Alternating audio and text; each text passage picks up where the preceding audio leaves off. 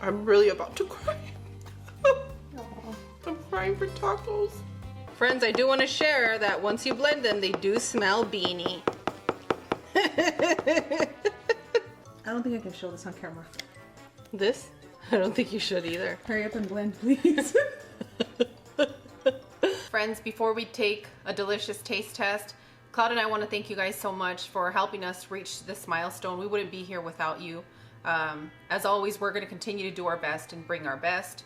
We definitely read your comments and we listen to you, and we appreciate your beautiful intentions, especially for this rough year that we've all been having. I wouldn't just say that Cloud and I have had a rough year. I think all of us as humanity have had a rough year. So it's beautiful to know that I can show up here and feel so much love, and that you feel that love in return. Hello and welcome. Today I'm going to show you how to make a recipe that my ex-husband keeps asking me to make. And if you've ever had our birria recipe, you're going to absolutely love this one. For this recipe, you'll need your favorite style of birria, and today I'm using our Instant Pot recipe, which I'll link in the description area. Flour tortillas, lettuce, guacamole, cheese, cilantro and onions, sour cream, and a lot of oil. Made some quick glue, and this is going to help keep our chimichangas together, and all it is, it's flour and water. And just combine it until you get a nice thick little paste. To the outer part of your tortilla, you're going to add a little bit of glue, cheese, birria, and now you're just going to roll it up.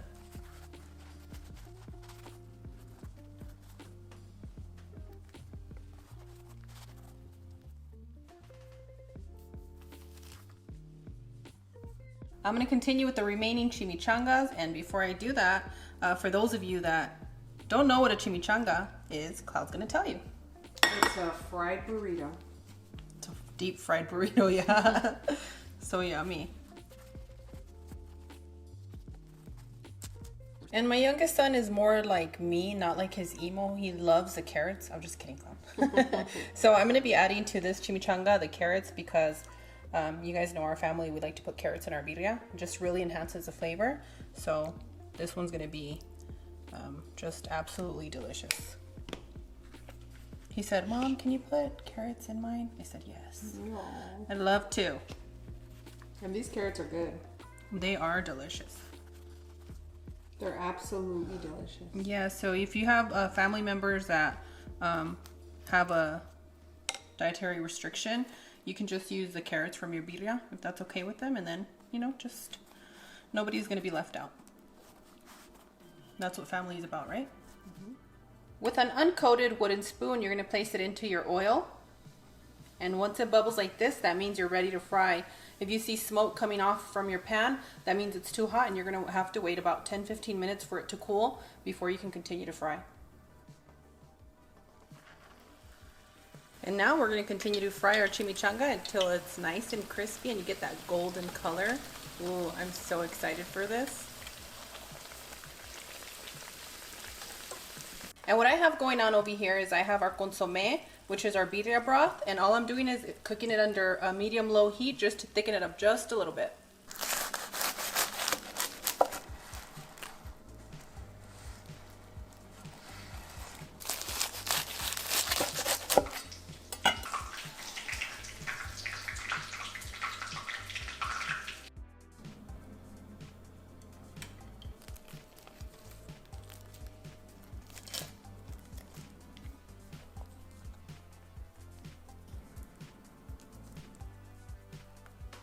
Optional but not necessary. To enhance the flavor, you can use a little bit of our birria chili oil and a little squeeze of lime. And boom, done. Who's ready for a taste? I'm gonna need somebody very special to say My tip to you is have a lot of fun with your recipe. This is an excellent recipe to meal prep. You can freeze your chimichangas, microwave them for about 2 to 3 minutes, and boom, done, okay? But I am gonna warn you guys, it might be time for some of you to look away because I'm about to indulge.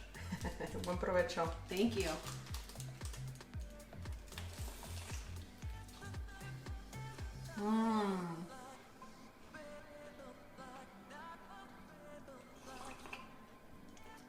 Ooh. And this is not spicy. So not spicy, I made it mild. And this is impressive. You impressed me today.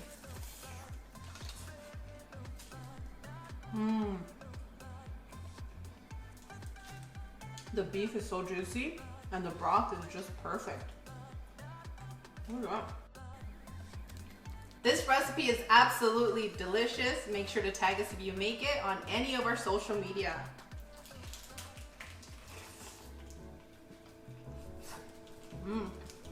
The cheese is nice and melted. Everything stays nice and hot.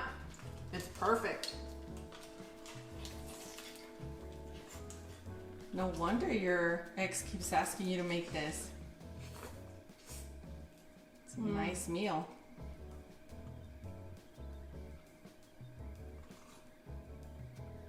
It's all nice and warm and my tummy is just perfect. As always, Cloud and I are wishing you the best. We absolutely adore you. We want to thank all of you that commented on our videos this weekend. You had me cracking up. I want you guys to know that I've sharpened my knives. You guys really had fun with that salsa recipe, and if you guys want to see it, I'll link it down in the description. And on that one, we'll see you guys tomorrow. Bye! Adios! Hello and welcome back, amigos. Today I'm going to be showing you how to make the best meal prep chicken you'll have this year. It's not just good for tacos, which is what I'm making right now. It's also really good for to put over your rice if you want to place it into a torta, a sandwich, your tostadas. And the best part of this chicken is that if you serve it, it gets a little bit cold in the lunch. Don't worry, it's still going to taste really good because we have a cold yogurt sauce that's absolutely divine. So go ahead and keep watching if you want to learn how to make these tacos, and most of all, if you want to make this chicken. I took some chicken breast, I butterflied it, and I tenderized it nice and flat, and now we're going to start seasoning our chicken. For your seasoning, you'll need 1 clove, and that's the spice, half a tablespoon of onion powder, 1 teaspoon of black pepper, half a tablespoon of salt, half a tablespoon of Mexican oregano, half a tablespoon of ground cumin, 1 teaspoon of sugar, and 2 cloves of garlic finely chopped. Well, coarsely chopped. You know what I mean, guys. Go ahead and add your seasoning to your chicken. It sounds like you're recording by a rainfall. Yeah, we have a rainy day today. It's actually really beautiful. I'm not excited about the humidity, but it is a beautiful sound and it's so pretty to look at. Go ahead and massage your chicken with the seasoning for a good minute, minute and a half. Be gentle, don't be aggressive. Not for this part, okay? Once you've massaged your chicken with the seasoning, you're gonna use the juice and zest of 1 lime, 2 tablespoons of olive oil, and if you need to use less, that's okay. And if you don't have olive oil, guess what? You can make it comfortable for your home.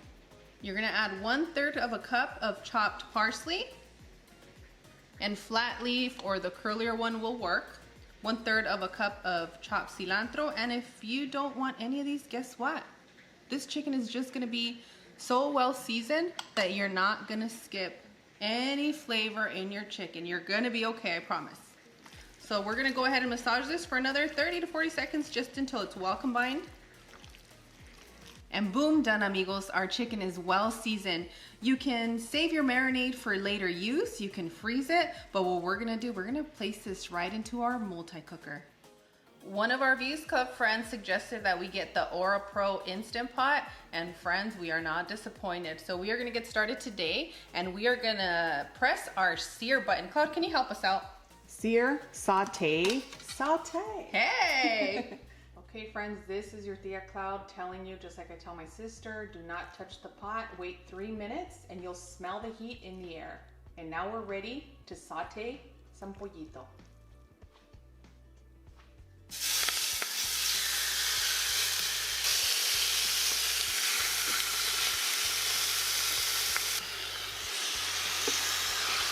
And we're gonna allow the chicken to sear for a good 5 minutes. After about 4 to 5 minutes, you wanna flip your chicken. And now we're gonna slow cook for 3 hours.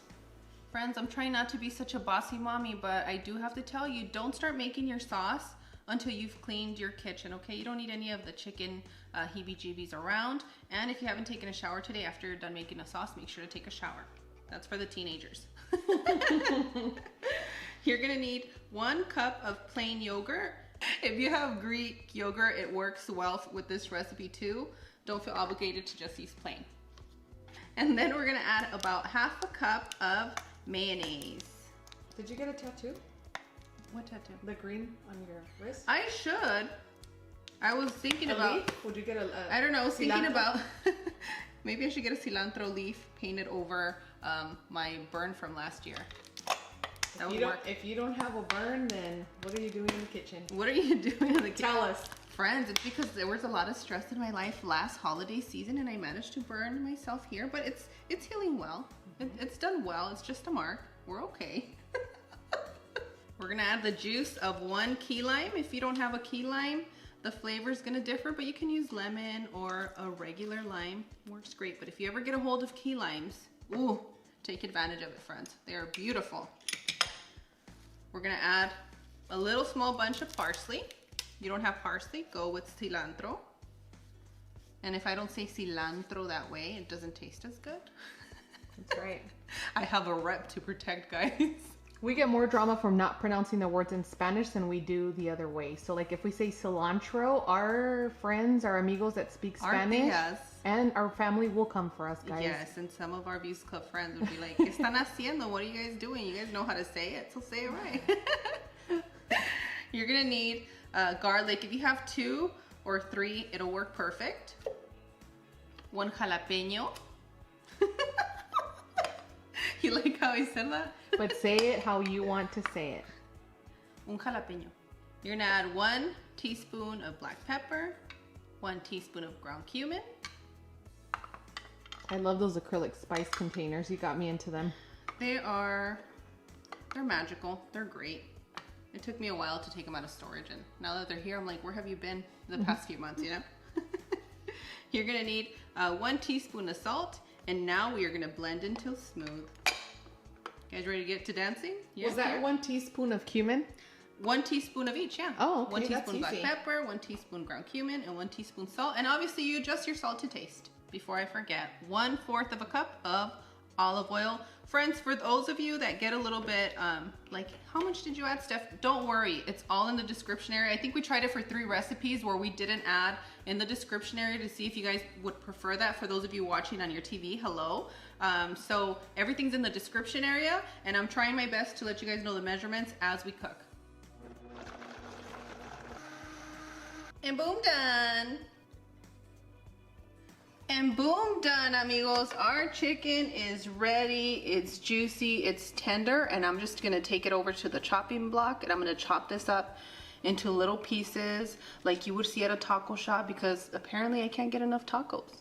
But I'm gonna be letting you know, we dream of tacos. we do dream of tacos and other things you can pair this chicken with. It doesn't have to be tacos, and we'll talk about that while I'm chopping. We're gonna be using a roasted salsa today. I'll leave all the ingredients I used for this particular one today. All I did was roast all the ingredients, blend, and now I'm gonna cook it just a little bit to keep it nice and warm and to preserve it a little bit longer for me this week.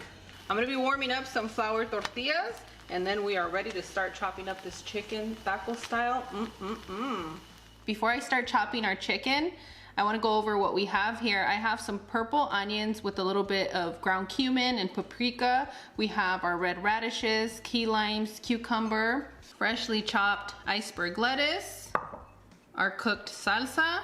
And for those of you that like a more milder but yet hot salsa, that one's gonna do it, because I know the salsa cienfuegos, you guys were on fuego with that one. And here we have our chicken. You can really just use your fork to separate the chicken, but I want thin little slices like this. This is the look that I want to go for. I'm gonna make Cloud's first tasting taco, and we're gonna add a good amount of chicken.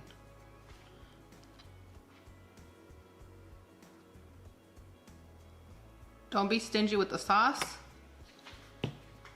Do not be stingy with the sauce. Now's not the time to be greedy. Nope. Be greedy with your personal time. Yep. And then all you're gonna do is just boom, boom. Oh, don't let me forget, because Cloud will come for me. Just a couple radishes for me. There you go. Thank you. The limoncito. Thank you, sister. For Cloud. Oh my gosh, that sauce is spectacular with this chicken. And I'm gonna need somebody very special to say Buen provecho. se va y se corre con el taco. Iba a decir con el borracho, pero... Hey. Cloud has jokes today. For those of you that know, talk to me in the comments. You're awful. Necesito más salsita. Yummy. I can't get enough spice lately. I don't know what's going on with me. I love it. Me encanta. Oh, did you buy the Costco side of Texas coffee down there? No, it's the HEB size. Oh, okay. The San Antonio coffee blend. Oh my gosh, so good. These are really juicy. Delicious. Oh, I forgot I can't be dancing here. Yes, you can. Remember when you used to pack these lonchecitos for me when I was in the office? I think everybody that remembers me doing mukbang remembers when I used to tell them, if you have a single, a family member or whatever, make sure to help them making dinner, picking up the kids at school. Good looking out. Now I'm the single mama and I'm living my best life. Hey, that's why I made you some agua fresca.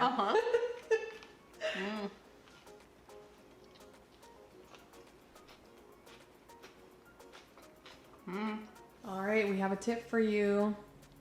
I remembered.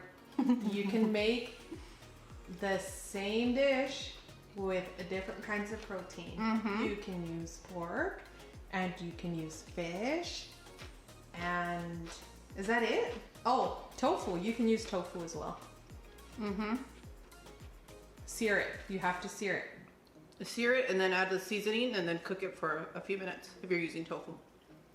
Don't put your tofu in the multi-cooker though. Use that one on the stovetop, right? And this recipe is not just for the multi-cooker. You can do this on your pan. You can place it in the oven. You can place it in a regular crock pot. Almost said something else. Oh, I don't know. Trying to say that. As always, Cloud and I are wishing you the best. We absolutely adore you. Please let us know if you make this recipe. And we want to give a special shout out to all of you who are driving and not texting. And Cloud's giving me that look because she was almost hit by a texter on the road. So if you're texting, put your phone down, take your time. You are valuable to society and to your family. So don't text and drive. And if you haven't subscribed, make sure to subscribe, click the bell for notifications. And on that one, we'll see you guys tomorrow. Bye! Adios! Hello and welcome. Today I'm going to show you how to make a macaroni pasta salad. So if you love bacon and you love ranch, you're going to absolutely love this recipe. And guess what? This is not just great for your cookouts, it's perfect for the hot season. Now let's get this recipe on the road. Let's start by cooking our pasta and allowing it to cool before we add it to our salad. To your bowl, you want to add 3/4 of a cup of ranch, 3/4 of a cup of mayonnaise, 2 finely chopped chipotle pods, 1 teaspoon of salt, onion, and black pepper. I used a rotisserie chicken for this recipe, and you'll notice that at the bottom of your rotisserie chicken, you're going to see all the delicious chicken broth. Go ahead and add that to this combination. If you don't have access to this, go ahead and add 1 teaspoon of chicken bouillon. And now you just want to combine all your ingredients. Once you've combined all your sauce ingredients, you want to add 2 to 3 cups of shredded chicken, 8 pieces of cooked bacon, 1 large shredded carrot, 1 small chopped green bell pepper, 1 small chopped red bell pepper, 1/4 of a purple onion, 1 to 2 cups of corn, 1 chopped green onion, and a small bunch of cilantro. And last but not least, your pasta. And here's my tip to you. Sometimes you guys might find me that even when I have a big bowl, I can't combine all the ingredients that I need. So I suggest that you get the biggest pot that you have, make sure that it's a cold pot, it's not hot, and go ahead and combine your ingredients in there. And now it's time to give it a good mix.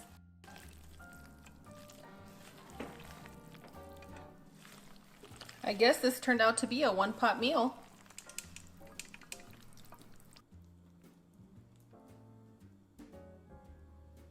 I'm gonna need somebody very special to say Hold on, before you get started, our friends wanted to know what I say to you before you take your first bite. Okay. And it's buen provecho. It's like bon appetit. Or enjoy. Friends, before I take my bite, I also want to share with you that I'm going to be giving you suggestions in case you're taking this to a cookout and you need to pre-make this. and a few other tips that I'm going to share with you in the description area. Don't be scared. It says tips with an exclamation, and then you can go through those and see if it's helpful to you. Buen provecho. Thank you. You're welcome. I had to move the camera up because your chungle was cropping the shot. Oh, really? You got jokes today?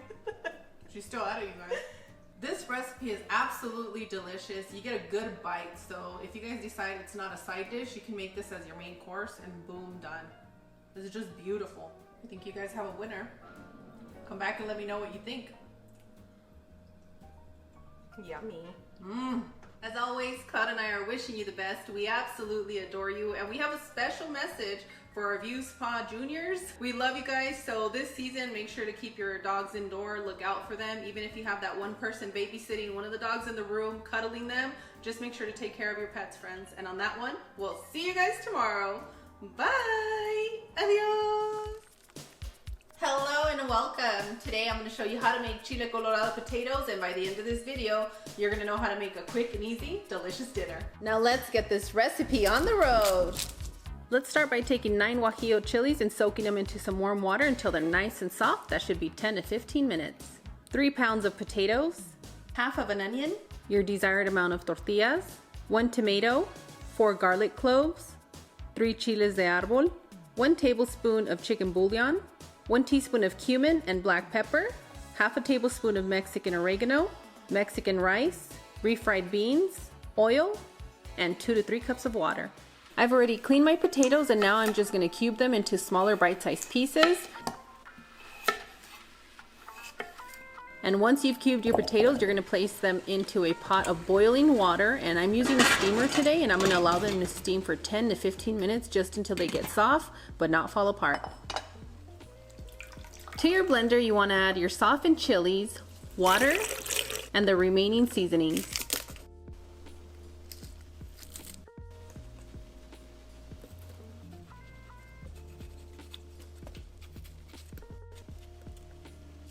And now you want to blend until smooth.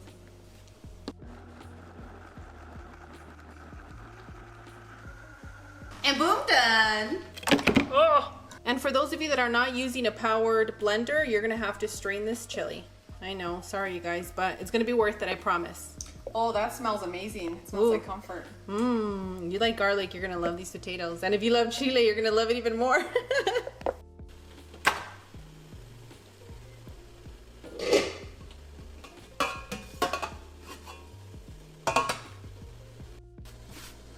Once you've strained your potatoes, you're going to place your pan on a medium-high heat, and you're going to drizzle enough olive oil so that we can sear our potatoes. After about a minute, you're going to notice that your oil is nice and hot, and you want to just go ahead and carefully add your potatoes.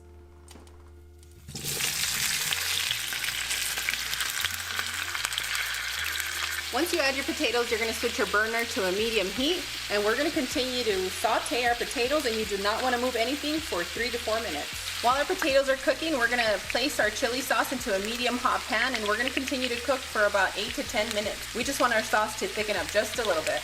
After 4 minutes, you're going to come in and give that a quick mix.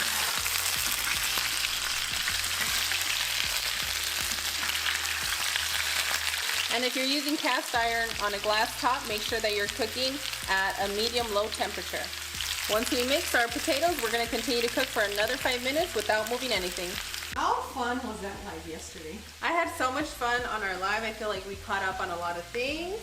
So if you guys were on our live yesterday, make sure to place a burrito in the comment section, and we'll know that you know the cheese man. It got personal, I know. Oh, my business is going to be out in the open. I feel exposed. I know, I feel a little exposed too. Woo, for burritos. After 5 minutes, you're going to start mixing your potatoes. And not all the potatoes need to be seared, okay? We just want a variety of textures when we're biting into these potatoes. But yeah, they look lovely to me. So now that our potato's ready, we're gonna go ahead and add our chili sauce. And your sauce shouldn't be too runny or too thick. It has to be perfect, just like you.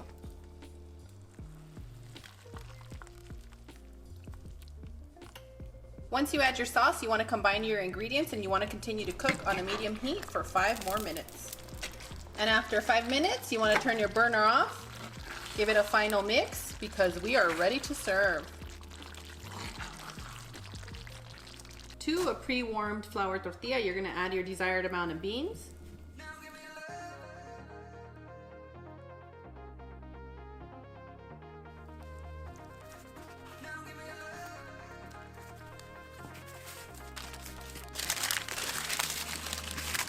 And it's time to go. You've packed your lunch. I'm gonna need somebody very special to say I absolutely love making this recipe because it's quick and easy, and also I can adjust the spice level since I use chiles de árbol, black pepper, and garlic. I get a flavorful spice, but not too spicy. It's just perfect because the kids can manage it. So, friends, I don't know. You might want to start looking away now because it's a burrito and it gets dangerous. Buen provecho. You know how we get in this family with burritos. We act a little excited. We or you? Well.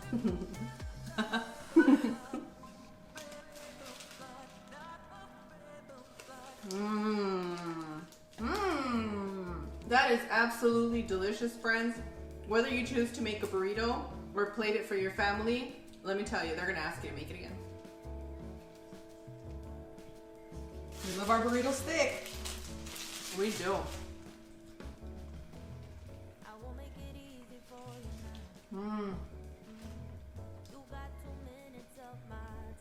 It's so comforting. I want to take a nap. And friends, remember to make extra so that you can freeze a few burritos and make your dinner time a lot easier for that one day out of the week when you don't feel like cooking.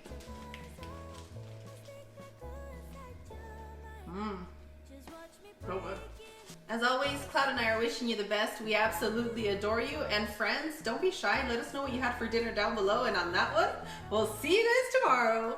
Bye. Adios.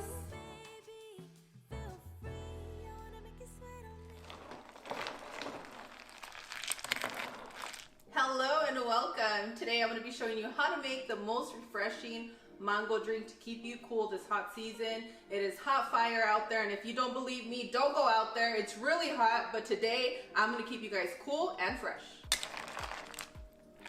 You'll need 5 mangoes, 6 cups of water, 1/4 of a cup of sugar, or you can use your orange juice concentrate that you can find in the freezer aisle, and a lot of ice. Let's start by chopping our mangoes into smaller blendable pieces.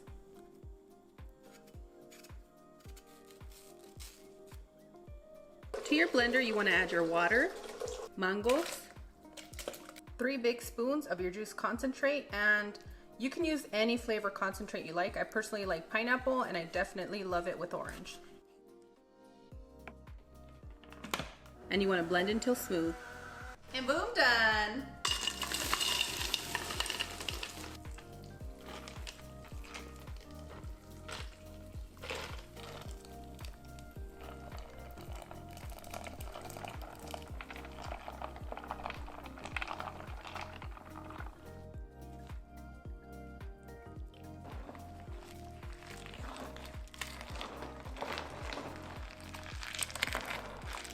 Give that a good mix, and friends, you're gonna find that I did not strain this mango agua fresca, and the reason I didn't is because that should never happen with mango, and it has really good benefits for you. So if you strain it, the benefits from mango that really heal your body will go away. So for this one, I do not ever, unless I want to impress somebody that wants to chug their agua, I don't ever strain it. You can still plug this one.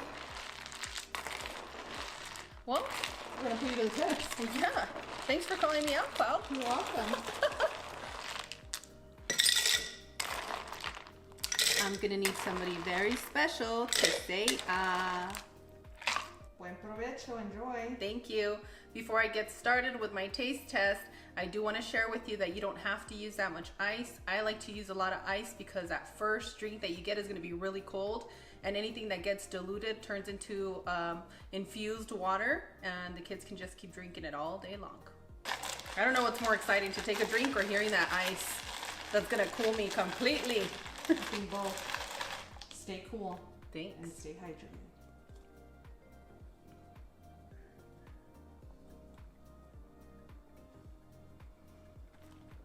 Oh, that's cold. That's delicious. It's slight, refreshing, and smooth. If you guys make this drink, make sure to tag us. Let us know what you thought. And I have a feeling you're gonna love this as much as we love you. As always, Claude and I are wishing you the best. We absolutely adore you, and on that one, we'll see you guys tomorrow. Bye. Adios. Hello and welcome. Today I'm gonna make you tamales for breakfast. For today's recipe, you're gonna need 2 packs of chorizo, and if you don't wanna use chorizo, you can use chorizo, and I'll link the recipes in the description area. 6 cups of tamal maseca, 2 small cubed potatoes, and if you need this recipe to stretch, add more potatoes. 7 guajillo chilies, make sure to remove the stems and the seeds, and what I've done is I've soaked them in hot water for about 10-15 minutes. You just wanna wait until they're nice and soft. 7 eggs, 4 cups of hot water, and 4 tablespoons of chicken bouillon. And if you happen to have fresh chicken broth, you're gonna need 4 cups. Are you still liking the natural chicken bouillon? I love it. Yeah, me too. I love it. But I'm not a stranger to the other one. 3/4 of a cup of lard, 1 bag of corn husks. Soak your corn husk in hot water for a minimum of 45 minutes or until they're soft and pliable. Take your soft chiles and place them into your blender. Today I'm using a Foodie Ninja and I absolutely love it. And those chiles do not have seeds or stems. There might be a seed here and there, but it's not going to cause any complications. Now, is this chile spicy? It's going to depend on the brand that you're using. I'm going to add enough of our chicken broth to blend. And now you're going to blend until smooth. And boom, done. Add your 6 cups of maseca. I'm going to break up the lard and incorporate it into our maseca. Once you've combined your ingredients, go ahead and make a little well and add your blended chili. I'm in suspense right now with that small little bowl. Oh my gosh. Don't worry about it, we're gonna make it happen. Can you tell us about the technique that you have going on? All I'm doing is giving it a little squeeze, a little turn, squeeze, and we just wanna hydrate all of our masa. We appreciate you being patient with us. I appreciate you guys being patient with my bowl. And boom, done. Place your burner on a medium heat and drizzle a little bit of oil, okay? And what we're gonna do is we're gonna break down our chorizo and we're gonna cook it for 4 minutes. After 4 minutes, you're gonna add your potatoes. Combine your ingredients and continue to cook on a medium heat for another 5 minutes. Give or take about 5 minutes, you should have cooked your potatoes to where you can see that they're translucent. If your potatoes aren't translucent, cook them a little bit longer. So go ahead and turn your burner off. And you're gonna add about 1/2 cup of water. Ooh, that looks so pretty and smells so good. Oh, somebody's hungry. That's it. So what I'm gonna be doing here is I'm gonna set aside the amount that I'm gonna use for all my family members that don't want egg in their tamales. They just want the potato and the chorizo.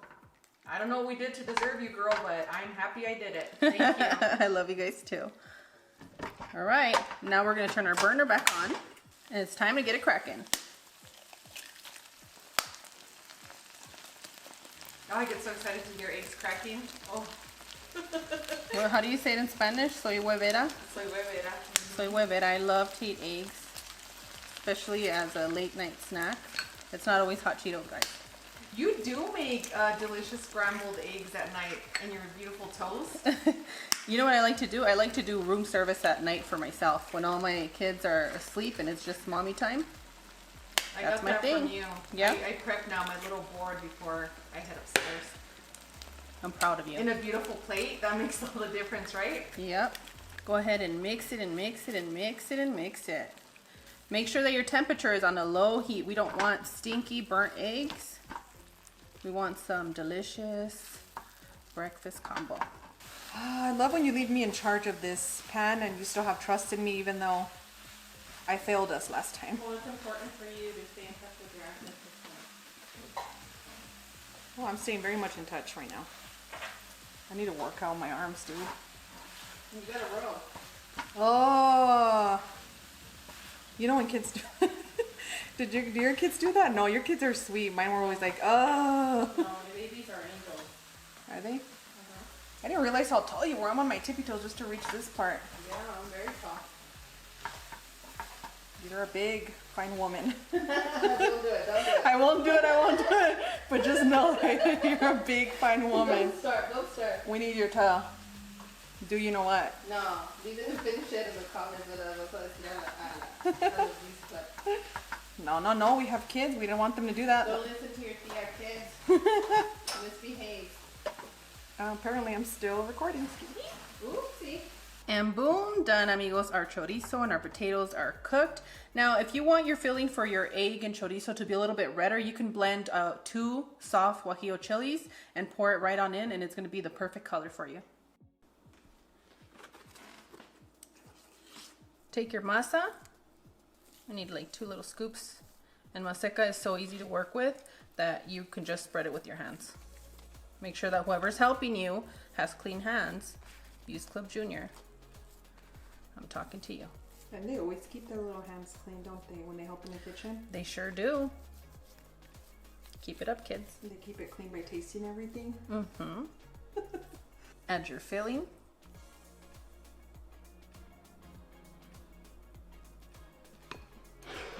And if your family prefers spice, you can use some pickled jalapenos. Now it's time to give it a fold.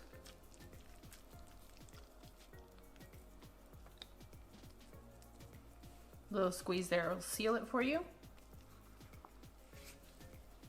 And boom, done. We're gonna continue with the remaining tamales. What I have going on here in our baking dish is I have 1 cup of water at the bottom, and I use our bad corn husk. I just cut them down the middle, and I'm just placing them here at the bottom, okay? So if you see that some of them get a little bit dry while you're setting up, that's okay. Just add a little bit more water to keep them nice and damp. And the other way I'm gonna steam them is on the stovetop. And I did the same here in our little pot. So all I have to do now is add about, I'm gonna go with 1 cup of water, okay? I'm gonna use a heat-proof bowl, and I'm gonna start aligning our tamalitos. And that's just the diminutive of tamal. Tamalitos. Yep. You guys know I like to do baby talk to you guys and everybody I meet. All love, all love. We have a lot of babies, almost 1 million of them. Oh my goodness. Don't make me get shy, you guys. Don't make me get shy. Think you guys want me to work for the mole recipe, don't you? We're ready for it. Okay.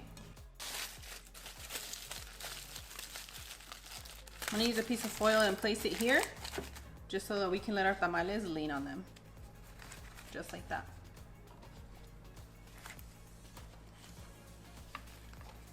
And you want to place the bigger ones towards the back, okay?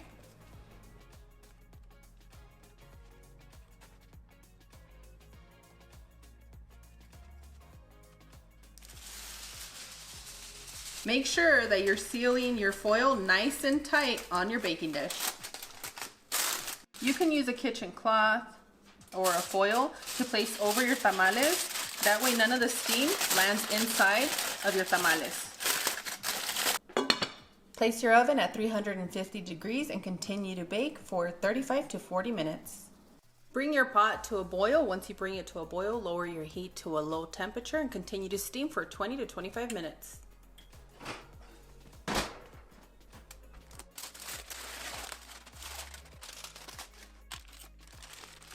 And boom, done. Who's ready for a taste? Woo.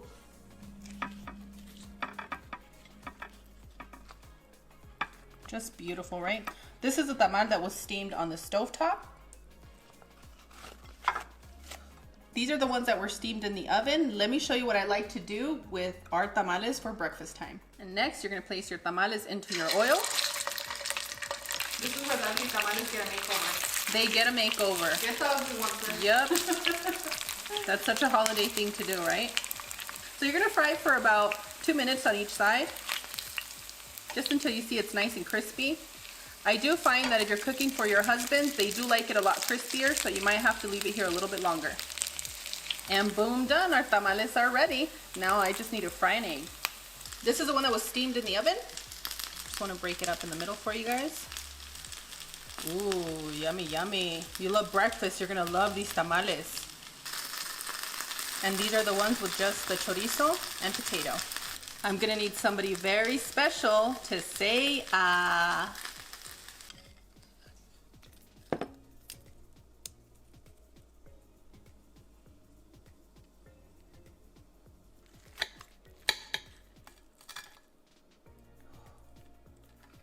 What a beauty. I'm gonna need somebody very special to say ah.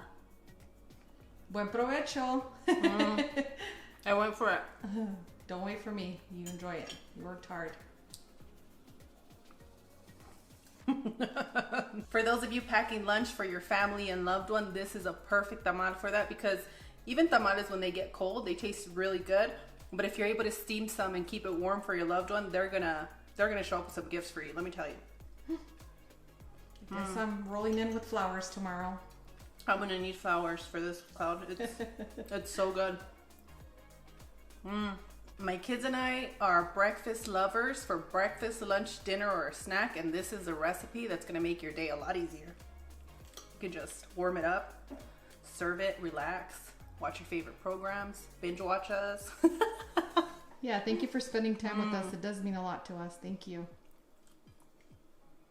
And hello to our new subscribers. Welcome to the Views Club. Welcome. This is amazing. I really do think adding the pickled jalapenos in here adds such a huge difference, especially if you love spice. Good rico. Time to look away. Hello and welcome, amigos. Today I'm going to show you how to make ground beef taquitos. Make sure to stick around to the end because I'm going to show you a quick salsa, and we're going to plate these taquitos 3 ways. This recipe is good for 1 to 2 pounds of ground beef. And what you want to do next is you want to add your shredded potatoes, half a finely chopped onion, 3 tablespoons of tomato sauce, 1 teaspoon of ground cumin, 1 teaspoon black pepper, half a tablespoon of ground garlic, 1 tablespoon of chicken bouillon. Is that chicken bouillon with tomato? Yes, that's the Knorr natural chicken bouillon. What you want to do next is combine all your ingredients. If your mixture is a little bit juicier, what you want to do is you want to add a little bit of all-purpose flour, because the last thing you want to do is when you're frying this is for all the water and the juices to come out. That's not fun when you're frying. No, it's not. To about 1.5 pounds of ground beef, I ended up using 2 tablespoons of flour. And for those of you that are gluten-free, then you can use a little bit of the maseca. Once you're done combining your ingredients, go ahead and set it to the side. What we have here is taco glue. You're gonna need a little bit of flour, a little bit of water, and just continue to dissolve until you get a thick paste. Take some of your taco glue and place it around the edges. Take your filling and fill it up. And when you line your tortillas up that way, by the time you get here, the glue will really stick because it's already gotten tacky. And boom, done. Sounds like you guys need a refresher, so with a wooden spoon, a wooden chopstick, your toothpick, something that's not coated, you're gonna place it into your oil. And once you see a bubble, that means that you're ready to fry. If you see smoke coming out from the top of your pan, that means that you need to wait and lower your temperature. And now it's time to fry our taquitos. One of the reasons I like making our ground beef taquitos this way is because whenever you cook it before you fry, you end up getting the ground beef to roll out and it just starts popping everywhere. So this is a lot easier, and the temperature is hot enough to cook your ground beef. Ground beef cooks like in 4 minutes, 4 to 5 minutes, depending on your heat, and this is really hot heat. And you know what they say, once it starts popping, the fun don't stop. That's right. But we don't want that kind of fun. We're gonna continue to cook our taquitos until they're nice and crispy. That should be about 4 to 4.5 minutes. So every minute, I'm just gonna turn it slightly, just like this, so that we can cook all of the sides and keep it nice and crispy.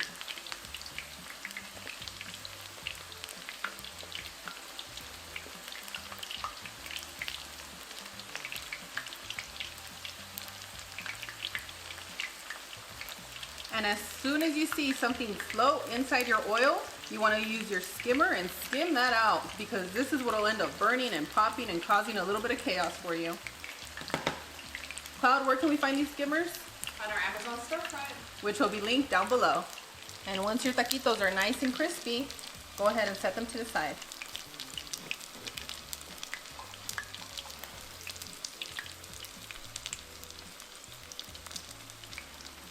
And now we're gonna make the Views Club Junior mini taquitos.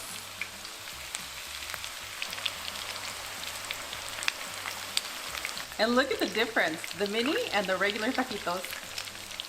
I can't wait till you tag me to see the Views Club Junior eating these tiny little things. With their tiny little hands. Ah, I can't. Thank you guys for sharing the babies with us. Uh-oh, baby fever. Hey, we get to enjoy the Views Club Junior. That's right. Shout out to all the babies that are doing the boom done method. And boom done, our mini taquitos are ready. And friends, if you're wondering where these little baskets are from, they're actually from the Instant Pot, but I use them for when I'm frying, just to drain any kind of excess oil. I like them, they work. For your salsa, you're gonna need 1 can of diced tomatoes, 1 can of diced green chilies, 5 pickled jalapenos, a little piece of roasted onion, and if you add too much onion to your salsa, it's gonna turn white. You're not gonna get a red salsa. 2 roasted tomatoes, a little roasted serrano, 2 garlic cloves, half a tablespoon of salt, and you can always adjust to taste, 1 tablespoon of Mexican oregano, and the juice of 1 key lime. If you don't have access to key lime, you can use lemon or your regular limes. Make sure to adjust that to taste. It's gonna be up to you if you want a smooth salsa or if you want a chunky salsa. For me, I'm gonna pulse because I want a chunky salsa. And boom, done, amigos. Add your cilantro to your jar or your bowl, and then your blended salsa.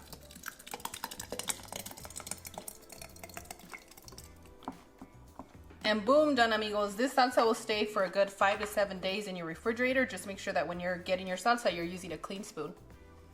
For your first serving option, I have some veggie Mexican rice with some frijoles puercos, which is our pork and beans. And I showed you guys how to make this for our 7-layer casserole. Go ahead and place your taquitos. Add your shredded lettuce, your crema fresca, avocado, some pico de gallo, and some cotija. Make it rain. And boom, done. Who's ready for a bite? Psych, we have to make the next one. You said psych, thank you for showing her age. And for the Views Club Junior, we have our rice, our beans, the amount of taquitos that they want to eat, and a little bit of nacho cheese for dipping, a little bit of lettuce, and a little bit of pico de gallo. And boom, done, Views Club Junior. For our next taquitos, we're going to use chile colorado sauce. And for those of you that love chile colorado, you know you need another ladle.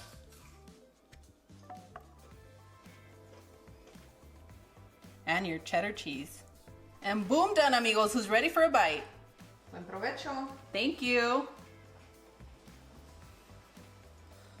These are very hot, so be careful. Mmm. Mmm. So chile colorado is a way to your heart. You guys already know, and look at this sauce. Ooh. You don't need anything else. It's absolutely perfect. Douse them in that sauce. Just douse them. Yes, okay. Look at that. And are you going to tell us how you made the red sauce? Yes, I made it like I did the enchilada sauce, which I'll link in the description area. And all I did differently was I added a little bit of Mexican oregano and cumin. Perfect. Thank you. Mmm. Wow. That's gonna get dangerous. I have nothing to say. You guys know me and Chile Colorado are best friends, and look away. We want you to be besties with us. Mmm. Oh my god. Mmm. You know what this reminds me of? What? Of being pregnant and just can't get enough of what you're craving. Mm-hmm. So if you guys are pregnant, watch out. She's got baby fever. There you go. We're done. We're done, you guys. Really? Look away. Hush up, talk. She wants a baby. Okay. No, why are you teasing me? I'm like about to be 40 You've years been old. talking about babies all day. Because I love babies. 40's young. You're good. I'm done. All right then. But thank you for sharing the babies with us. Cloud, tell us which one is your favorite combo for the ground beef taquitos. I'm more traditional plating. You already know that. The Okay. rice, the beans, and then the salsita. But I'm not against these. These are next. These feel like a warm hug. You know, there's a few dishes that'll make me cry. And you guys need to look away before I start crying. This is so good.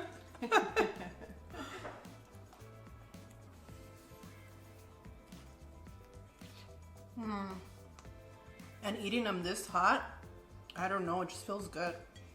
It's gonna be good for this cold weather we're having. Everybody wonders why the videos are so long. It's because we hang out and eat. We do. In between takes, after takes. Boys, what'd you think of the taquitos? Delicious. They already ate. As always, Cloud and I are wishing you the best. We absolutely adore you, and I know you missed your casserole today, but not to worry, we really needed to eat these taquitos. And on that one, we'll see you guys tomorrow. Bye! Adios! Another reason I love making our ground taquitos this way is because look at how much fallout we had. And you know, when you have a lot of that, it just pops on you. It's uncomfortable. So this is a safer way to fry your taquitos. Hello and welcome. Today I'm going to show you how to make the most easy and delicious pastry puff breakfast casserole. And friends, if you love toaster strudel, you're going to love this recipe. Or you have 2 daughters just like Cloud and I, probably use the whole bag. You'll need 1 box of puff pastry, 10 eggs, 10 pieces of cooked bacon, 1 package of fully cooked sausage, desired amount of cheese, 1 tablespoon of baking powder, 1 can of diced chilies, 1 sliced green onion, 1/4 of a cup of heavy whipping cream, salt and pepper to taste, and 2 tablespoons of butter. In order for the pastry puff sheet to fit exactly how I want, I'm going to be adding 4 inches when I roll it out to each side so that we can come all the way to the tops. And that's just going to be for our bottom pastry puff sheet.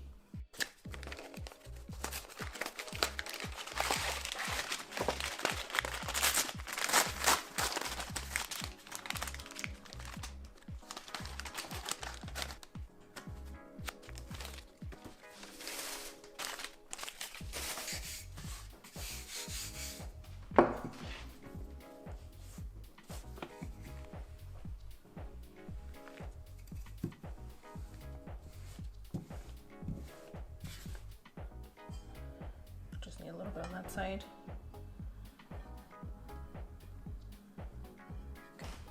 And I'm not looking for perfection, I'm just kind of eyeballing the measurement that I need, and I'll be able to stretch it slightly once I place it into our baking dish.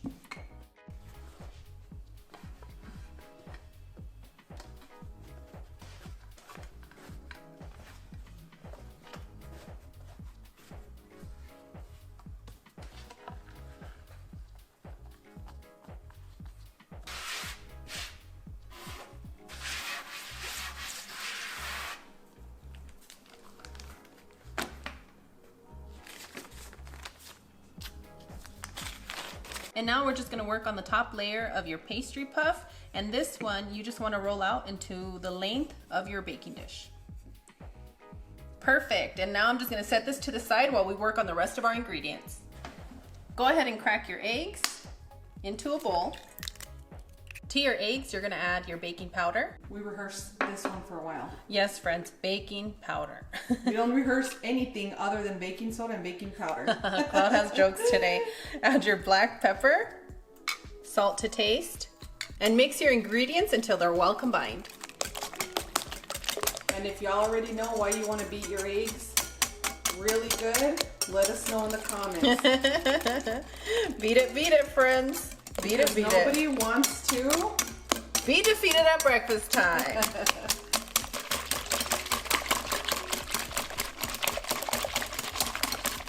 Once you've combined your powdered seasonings to your egg, you're gonna add your heavy whipping cream. And if you don't have heavy whipping cream, you can use sour cream, half and half, or just a little bit of milk.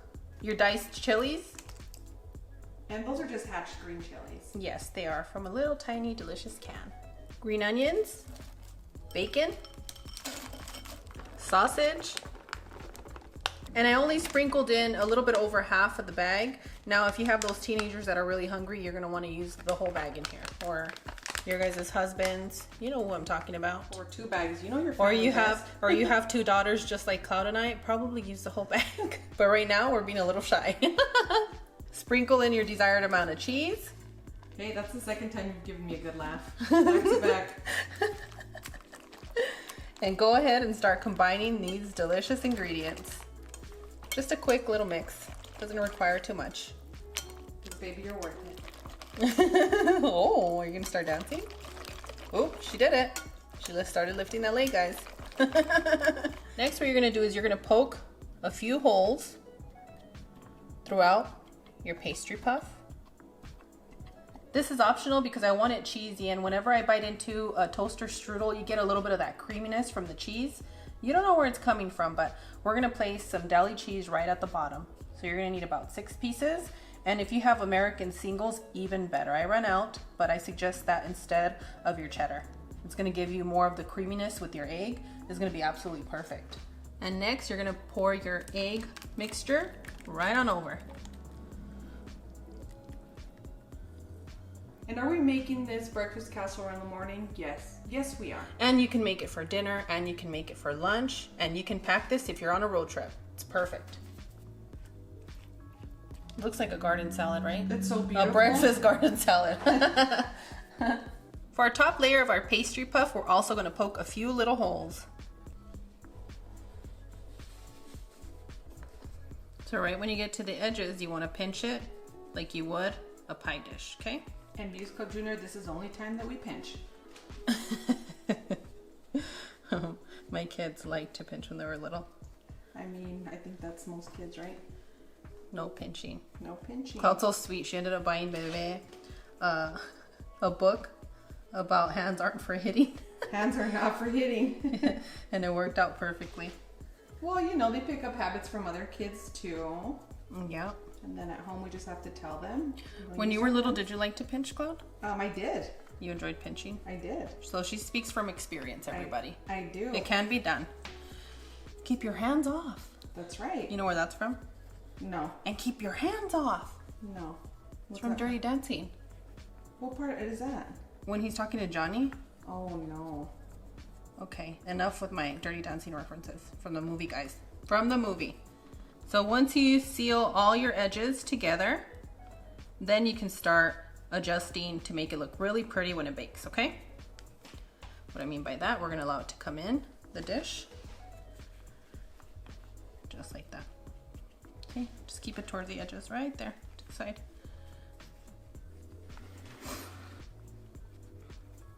DJ Casserole Mom. Ooh. Spin that casserole. I'm surprised you guys don't give me more jokes about me loving casseroles. They do, you just don't read them. I read most of them. Okay, you're gonna have to start sending me those, Cloud. Okay. Make sure you're placing your breakfast casserole in a preheated oven. You're gonna need to preheat your oven at 400 degrees. And since our oven is now preheated, we're gonna go ahead and place it in there for 20 minutes. After 20 minutes, you're gonna come and check on your casserole and you're gonna place a foil over it. That way you can cook it for another 5 to 6 minutes and nothing is gonna burn on the top. This part is optional, but I'm gonna make it nice and glossy by just rubbing a little bit of butter right on over.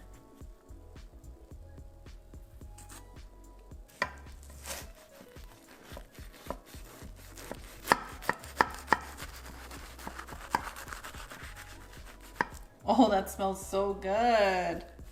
Yeah. It's breakfast time. Everybody up.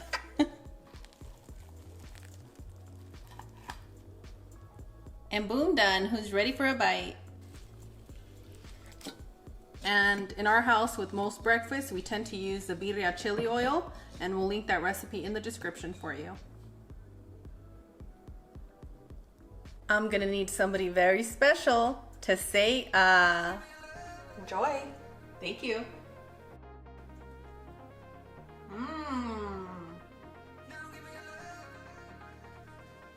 You know, whenever I buy toaster strudels, they're either out or I end up making 2 or 3 of them. And with this, I have plenty to enjoy. And thanks to Cloud, she got me addicted to toaster strudels, and now we have a toaster strudel casserole. I hardly ever indulge in any like pre-made foods, but toaster strudels are my favorite because of that puff pastry. And to all our caregivers, this is an excellent recipe for you because it's super easy to make. Most of these ingredients are common in our household. The only thing that you have to look for is your pastry puff, and you can find that in your freezer aisle. Like I said, you guys can always find me in the freezer aisle because I'm either getting juice or I'm getting a pastry puff. Sometimes a frozen shrimp, you know. But this is a real easy recipe. Even if you're only using eggs and a little bit of onion to bake this, it's gonna be absolutely gorgeous. It's time for you guys to look away because I'm gonna get another serving. It's gonna happen. You can pair this with your choice of beans. We're using black today with a little bit of cotija on the top, our Mexican rice, and our achiote boneless beef ribs. Boneless beef ribs, achiote paste, and let's open it up so you guys can see how beautiful this color is. You're gonna need 2 boxes of this for that amount of beef, and it's just a nice burnt red color, you know, that gorgeous. So you're gonna need 2 of these. Fresh orange juice, fresh lemon juice, half a stick of Mexican cinnamon. I have 1 teaspoon of salt here, and I don't know if I'm gonna use all of it. That's just so that we can kind of get the feel on how this goes, okay? We just wanna coat our beef with just a little bit of salt. And if you're using a regular table salt, it's gonna be a different amount that you're gonna use, right? I think table salt is a lot stronger than the Himalayan pink salt. So I had 1 teaspoon, and that's about how much I have left. So I ended up using about half a teaspoon. So just adjust to the pieces that you have, okay? And you have to leave a little bit for yourself. You want your eyes to kind of get watery. So, salud. Salud, Mita. All the things we used to do in Mexico with these sodas when we were younger. How much trouble did we get into? Who's calling you, girl? That's our mother. You see how your eyes just get watery? And that's why you want to use a Mexican Coca-Cola. Now, you'll have to excuse me for a second. Can you guys see the sodas dancing in there? It's really excited. I hope you guys are as excited as this soda. Doing a cumbia in there, getting ready for that achiote. Yeah, what you want to do now is you want to add your achiote paste. Ooh, be gentle when you're dropping it. Add your lemon juice, orange juice, and now we just have to blend. And we're gonna blend at a very low speed. Boom, done. And you want a runny consistency. You don't want it to be too thick, okay? If it's too thick, it's not gonna cook the beef ribs to that tenderness that we want. They're just gonna get a little tougher. Just like that.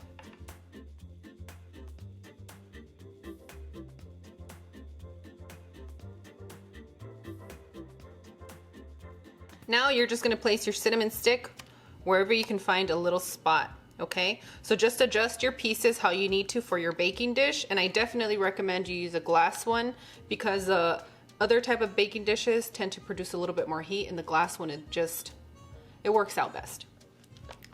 Go ahead and start pouring over your blended ingredients, okay?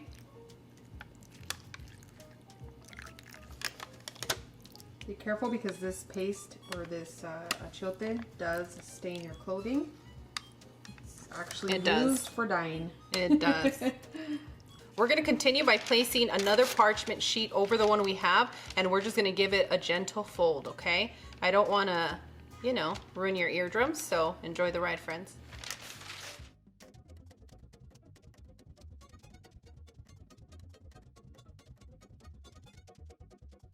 Now that we've done that, let's go ahead and place these delicious ribs in the oven.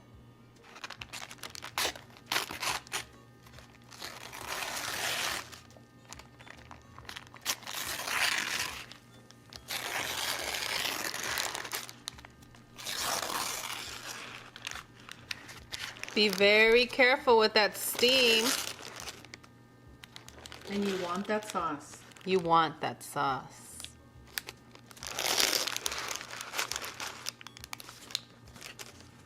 You can pair this with your choice of beans. We're using black today with a little bit of cotija on the top, our Mexican rice, and our achiote boneless beef ribs.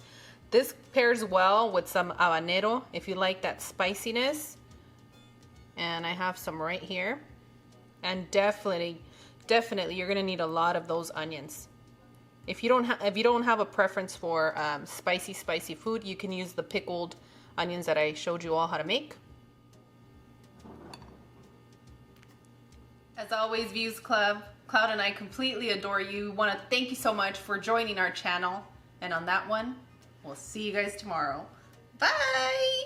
Adios! Friends, before we take a delicious taste test, Cloud and I want to thank you guys so much for helping us reach this milestone. We wouldn't be here without you. As always, we're going to continue to do our best and bring our best. We definitely read your comments and we listen to you. And we appreciate your beautiful intentions, especially for this rough year that we've all been having. I wouldn't just say that Cloud and I have had a rough year. I think all of us as humanity have had a rough year. So it's beautiful to know that I can show up here and feel so much love and that you feel that love in return. We do have something very special planned for you guys for our next milestone, but we are going to need your help. So if you guys haven't subscribed, make sure to subscribe and click that bell for notification because you are what makes this channel what it is. So I think I said all I had to say, and I'm probably, yeah, I think I cried enough. I'm not going to do it here. Let me gather myself so that we can get a good taste test. Ooh. You're going to need a lot. I like a lot of these onions. And I know a lot of you can't handle the spice from the habanero. And if you didn't pickle your habaneros this morning, you can use this hot sauce. It's pretty good. We were coughing like crazy. Yeah. Those habanero. Yeah, we were, but I still want to talk to you guys, and if I have that habanero, I'm just going to be sniffling the whole time.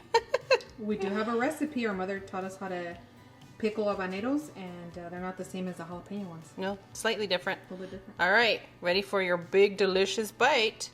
Say ah.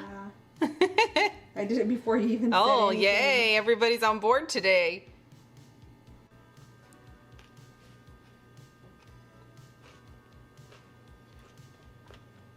You want me to say it for you? Oh, yeah. It's so good. Mm-hmm. A little bit of rice. And then what's next? A little bit of beans. Yeah. Mm.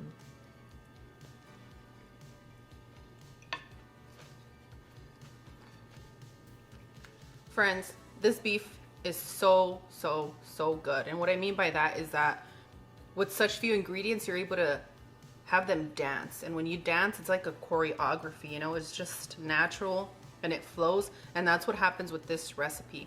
Simple ingredients that flow well together. Now, if you're gonna have this without the pickled onions or a little bit of spice, you're gonna get a slightly different flavor. And I would say you might wanna add a little bit more sugar to your blend if you're not gonna add any of the spices. That way you can at least get more of the sweetness. But with this, you get the sweetness, you get a little tart, and you get a little bit of that balance from the spice and the pickled onions. I think this combination right here is definitely worthy of your Sunday meal or your celebration meal because, friends, it's kind of difficult to keep my hands off of this. I know you're staring here because you guys want another bite and you're probably waiting for a tip that you know I'm going to give you. Here's my other tip out of the billion that I never stop talking. The one thing I'm going to tell you is if you guys are like me and you buy proteins in advance and you put them in your freezer, make sure that your protein is completely defrosted, soft to the touch. There is no frozen parts or you're not going to get a tender cut. It's very important that you defrost your beef or you're using a fresh cut from your grocery store, okay? Unless you did it yourself, then I'm proud of you. Thanks, Mom. All right. I'm putting this one fully loaded with beans, everything in here. Ready?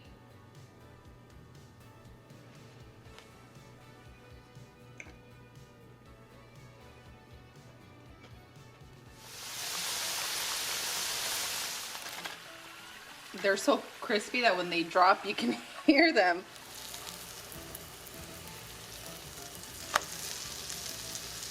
Hello and welcome to the Views Kitchen. Today we're going to be making plant-based milanesa. We're going to make it nice, thin, and crispy, and full of flavor, friends. Now let's go over those ingredients. I cut my potatoes and I have them soaking in water. You're going to add a little bit of vinegar. Move it around and let this set 3 to 5 minutes. Onion powder, garlic powder, Korean veggie bouillon, and black pepper, and a little bit of water in case we need it. These are my two favorite Korean dashi das. This one is a vegetable, this is a mushroom one. This one has MSG and this one right here does not. So it's gonna be up to you how you wanna make it comfortable for your home. Now friends, if you don't have any of these, make sure to use the bouillon that you have on hand. We need all-purpose flour to dip our milanesa in. Optional, but highly recommended for your side salad with your milanesa. I have some carrots, tomato, cucumber, and lettuce. And don't forget your lime, friends. I'm gonna add our lentils to my Ninja Chopper. If you guys have a different kind of blender, go for it, okay? I'm making it comfortable for my home. I feel like I need a drum that goes bump bump every time I say that. Some of you love it, some of you are fed up. And guess what? That's what it's about, being a mom and annoying everybody, I guess. And she's making it comfortable for her home. We're gonna pulse a few times until it's nice and smooth, and then we're gonna pour it into our bowl. Add your ground oats. And I had to cover it because Cloud does not want to see that. Amigos, if you're as immature as Cloud, I want you to stay focused. We gotta finish this. Add your garlic powder, onion powder, layer it on, friends, your bouillon, black pepper. Now it's time to use your beautiful hands.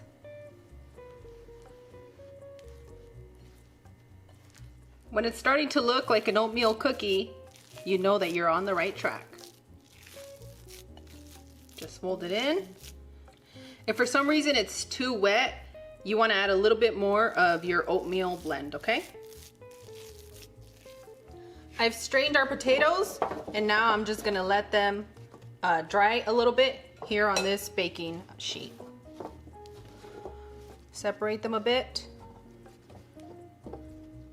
And we're just gonna set these to the side. Sprinkle some salt to your all-purpose flour. Dip your hands in a little bit of oil and lather your hands.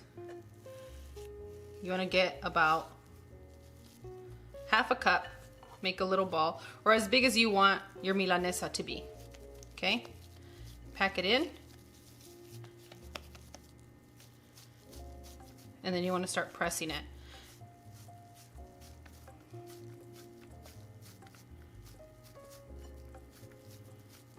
Pressing it with the palms gives you a thinner look and a more even milanesa as well, friends. If you see any cracks, just pinch them together.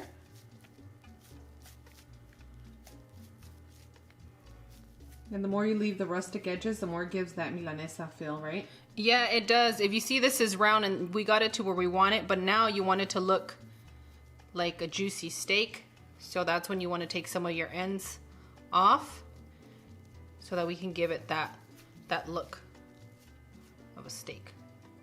We're going to continue by dipping it into our flour. Press, press, press.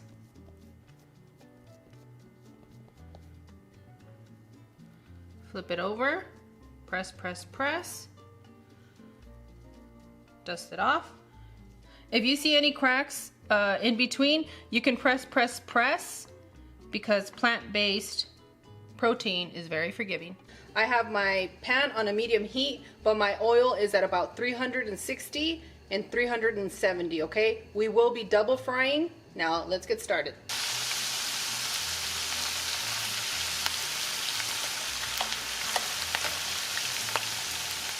After about 5 minutes, you're gonna take your potatoes, and I'm just gonna place them into my little strainer. My little deep fryer, but it's a strainer too. Our fries are hot enough that they're gonna continue to cook, and I'm gonna get started on our next batch. Before you start your next batch, make sure that your temperature is in between 360, 370, because once we add the potatoes, it decreases in temperature, and then we have a little bit of problems.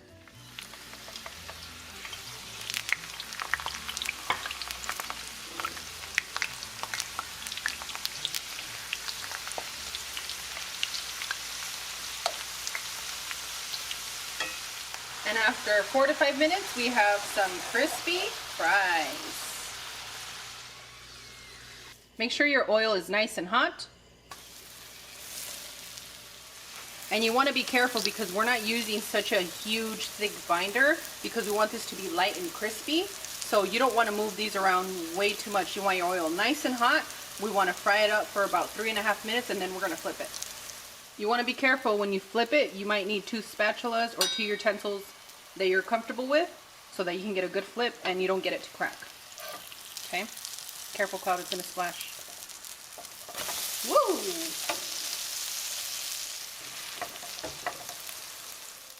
I know you want the French fry, but you came for milanesa. I want to break it up so that you can see how delicious and crispy it's gonna be. The outer layer is nice and crispy, and the inside is nice and soft, friends. Make sure you're looking in the description because I'm going to give you some tips for those that can handle a little bit more calories. I'm going to add some lime to everything. Even to my face, you guys missed it. It splashed. Yep, we're going to do it up. Say ah! As always, Views Club and Bell Notification Squad, Cloud and I absolutely adore you. We're always wishing you the best. And I want to share something with you guys. Y'all ask me how I'm doing it, that I'm staying happy and joyful through all the changes in my life. One of the things that helps me is to be grateful. Once you reach a point in your life when you're grateful for every ounce of everything that you get, you reach a point where you're just happy and jolly all the time. And on that one, I'll see you guys tomorrow. Bye! Adios!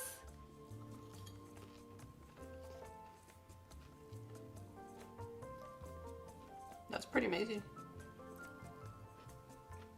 It's great. I ate an entire milanesa while we were recording. You did. And all you kept hearing were my mooing sounds.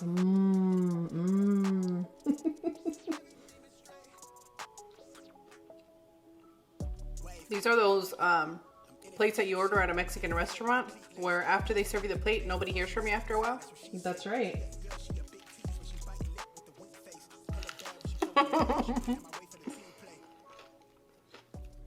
You guys know I eat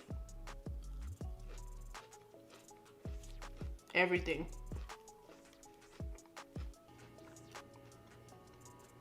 I gotta go, the babies are staring at me. Bye guys, we love you. Take care of one another and we'll see you guys tomorrow. Bye, tengo que servir.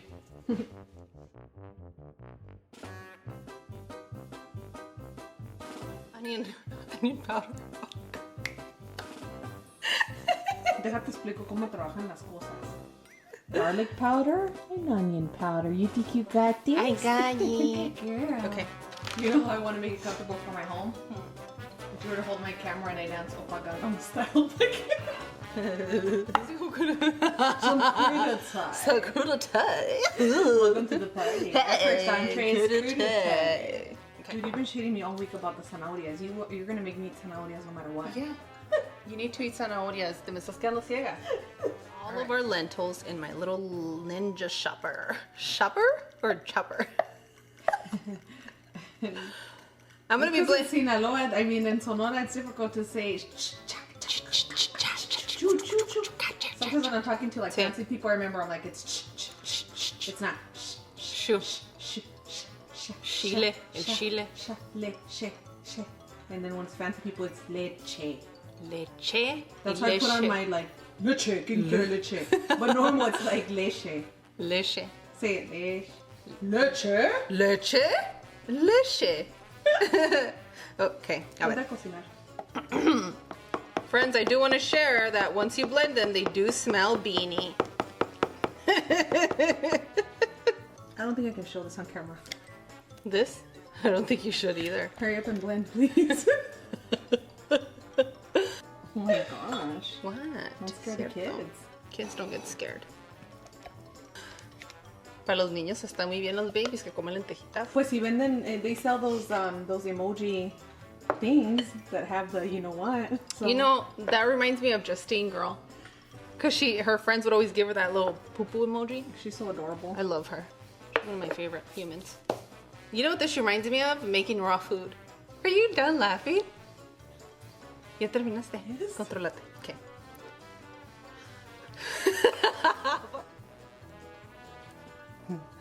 I'm still trying to hold it in.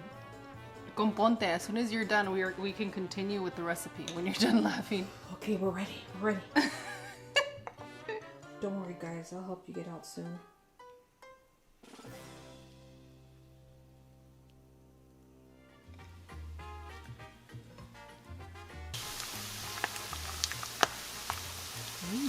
How beautiful.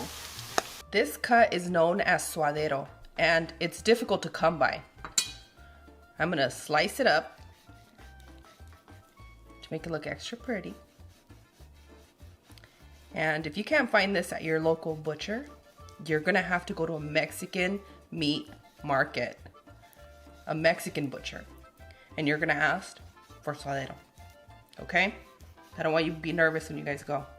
As always, it's going to be detailed for you in the description box. If you get confused, just pull up the video to your carnicero and tell him this is the cut of meat you're looking for. Just remember to get ready, look decent. You know what I tell you guys. Go on your best looking day. You'll get the best cut. Do you know that you only get about 11 pounds of this cut out of the whole animal? Okay, I didn't know that, but thank you for spitting some of that knowledge, because I was here thinking, why has it been so difficult for us to find this cut of meat? That's why, because there's not a lot of it. So if you see it, buy it. It's worth it. And since I finally found it, I bought a lot of it. And I have some in my freezer. Oh yeah, you guys are going to see this cut a lot more often on the channel, friends. You'll need some pork fat, salt, ground cumin, allspice, cloves, bay leaves, fresh garlic, and just a little bit of cinnamon. If you don't have pork fat, but you're going to your Mexican meat market, you're gonna see they have containers of pork fat, lard. Buy it. You're gonna need it for this recipe. And some water. Add your water, your pork fat, salt, ground cumin, your cinnamon, your allspice, garlic, bay leaves, and cloves. Next, you want to mix it around.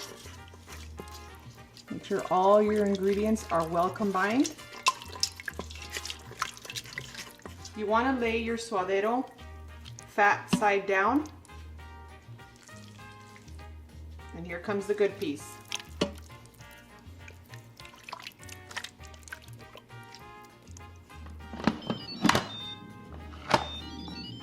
Close your vent. We're gonna pressure cook for 45 minutes. We are about to make a very, very spicy salsa. You're gonna need chiles de árbol, onion, tomato, garlic, sugar, and a lot of salt. We're gonna add all our ingredients into a blender. And if you notice, I kept the peel on my garlic because I want a thick salsa. Okay. You're gonna add your salt, your sugar. Where's your voice, sugar? It's allergy season. Cool it. Just like my mother. I'm gonna make you some tea, girl. Some tea. Yes, yes. And now we're gonna blend. Once you get it cracking, just add a little bit of water so that you can blend. We don't want it to be super runny. We just want it to blend. That's all we're doing. Not too much, not too little water.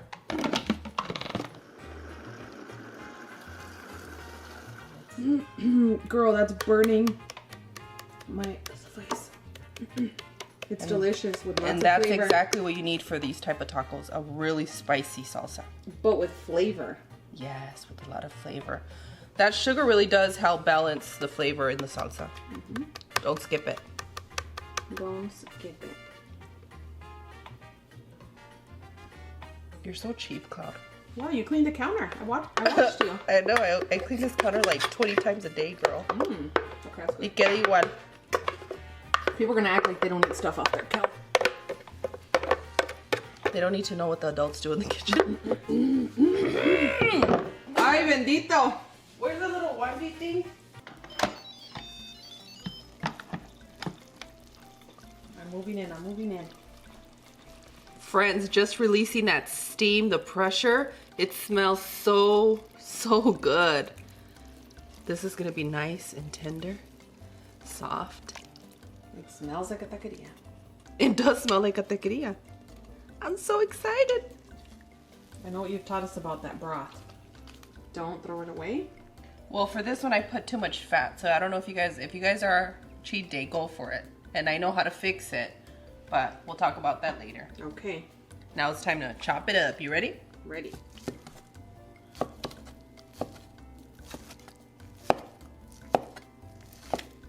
It's so steamy in here.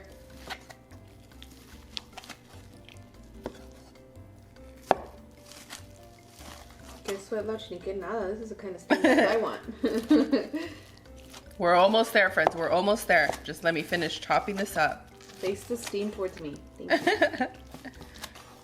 That one just falls apart. Look at that. Ooh. It's talking to me. And it's still very juicy. Instant Pot, we love you.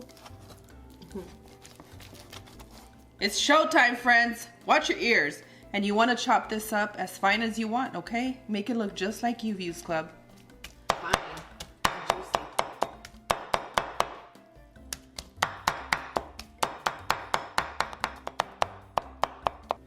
Set your pan on a medium heat and allow your pork fat to get nice and hot. So give it about 45 seconds to a minute.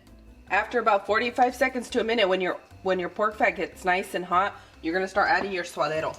We want to crisp it up a little bit, not all of it. We don't want to fry it, just crisp it up. Okay.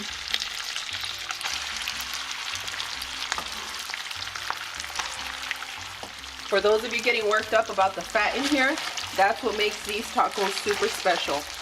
One, that you can never really find suadero, and two, that they're nice and fatty and delicious. And three, if you're watching your dieta, then do this on your cheat day. Yes, definitely a glorious cheat day taco.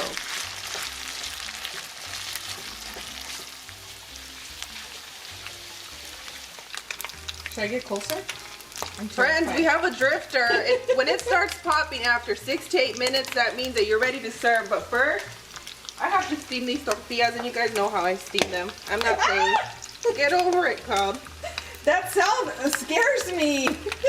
It should inspire you, girl. Like Little Mama. Little Mama does inspire me, and I'll tell you what. I love Little Mama. When you make me that taco, I'll feel inspired. So after 6 to 8 minutes, when you see it popping, crisping up, and somebody in your kitchen starts drifting, add your tortillas, steam them up. A few seconds here, a few seconds there, and we're about to serve. Drifting on a melody. Mira, se vino un pedacito de pilón. Whoop! Pilón for your mama. Wow, don't be rude. The kids are watching. Oh, girl, yes. Oh my goodness. Oh my goodness. Oh my goodness. Is that thing gonna stop popping so I can show our friends? Yes, you're gonna stop popping now.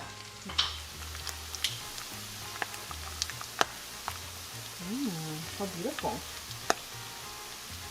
Oh, yeah. I'm ready. You and everybody else. You see me loading it up? Yes. That's exactly how you have to load it up. Don't be shy about it.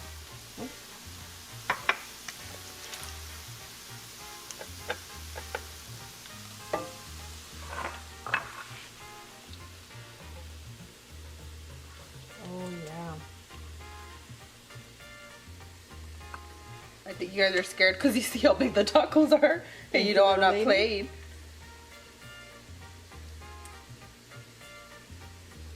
Well, I don't play either, but what I like to do is have one taco at a time on my plate. I like to dedicate songs to it, romance it. This song's dedicated to the one I love. Each time before you go to bed, my baby. Ooh. ¿No la quieren terminar? Finish it in the comments, friends. And this salsa you're not going to regret.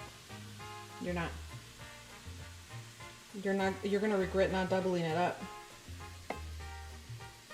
That taco got scared of the salsa. It's like, bounce off, girl. Who's ready for a taste test? I'm so ready. You can add a little bit of lime juice.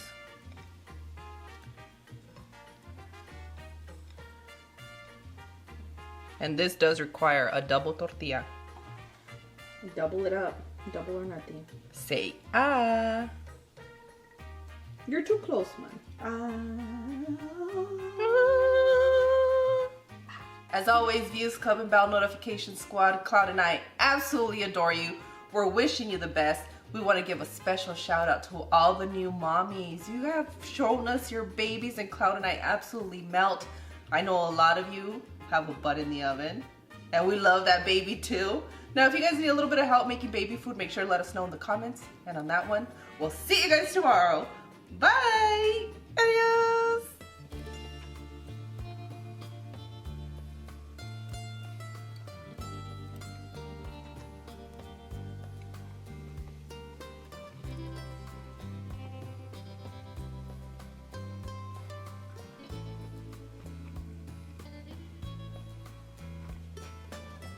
I'm about to cry.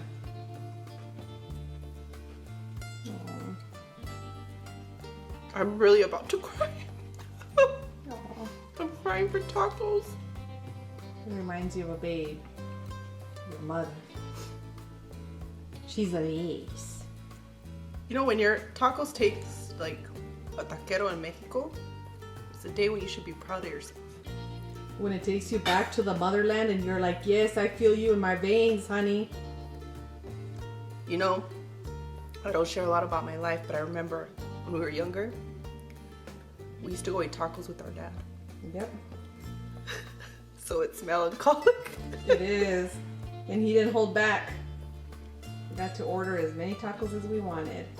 And he always ordered tacos for the kids that were out in the streets.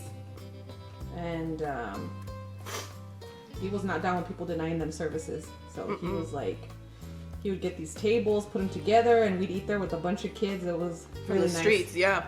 And if the kids didn't have jackets and we did, my dad would make us take our jackets off and we gave it to the kids. And then he would give them a little bit of cash. So even shoes. Yeah.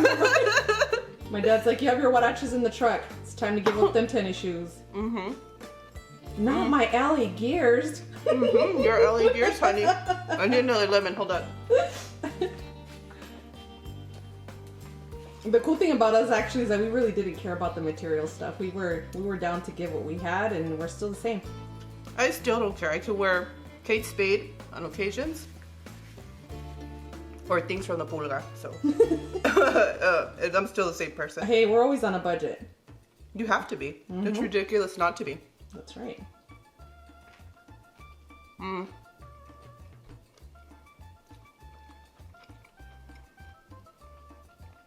If you make any one of my recipes this year, make these tacos. My nose is running, not from crying right now, but from that salsa. So good. The tortilla is nice and soft.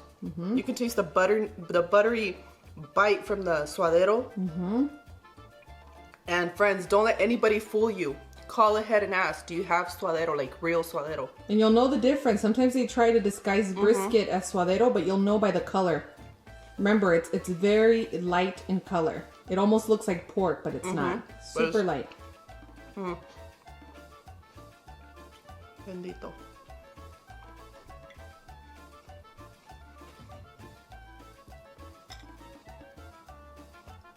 Oh, really? You're about to get super intimate with these guys.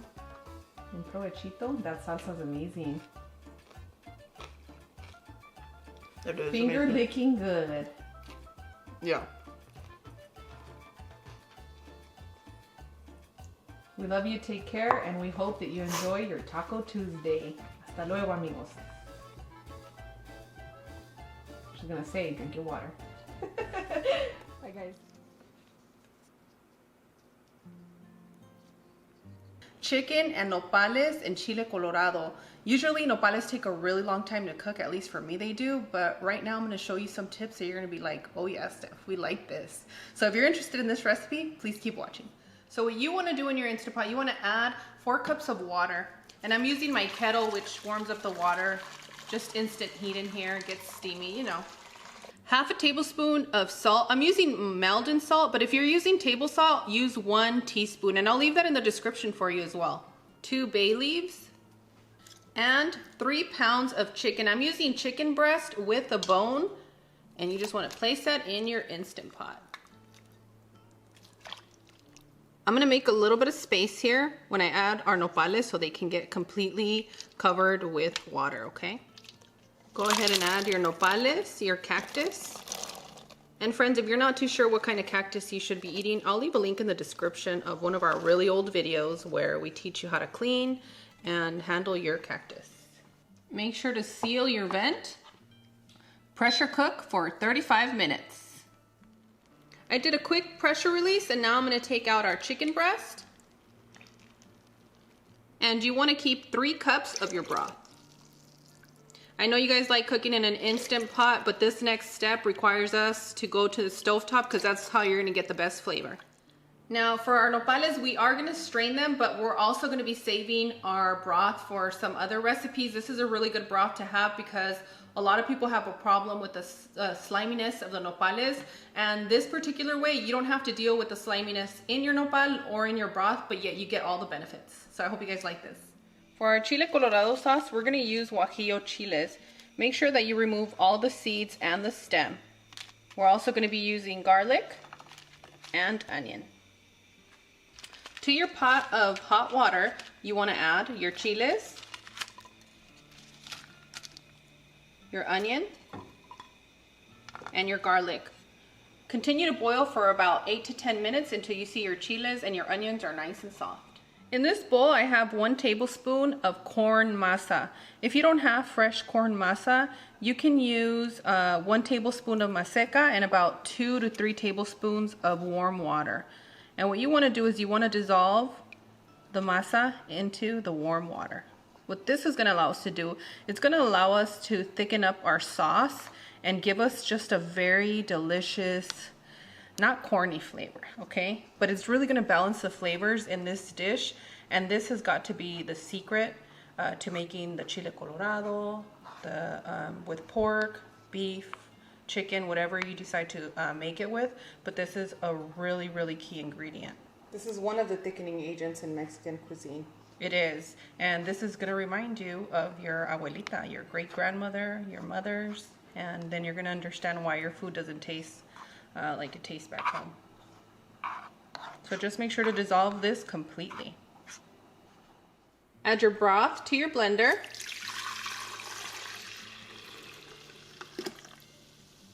That was a nopal that fell in there. One of my favorite colors. Your chiles, onion, and garlic that we boiled, you're going to add that to your blender. And you want to blend until smooth.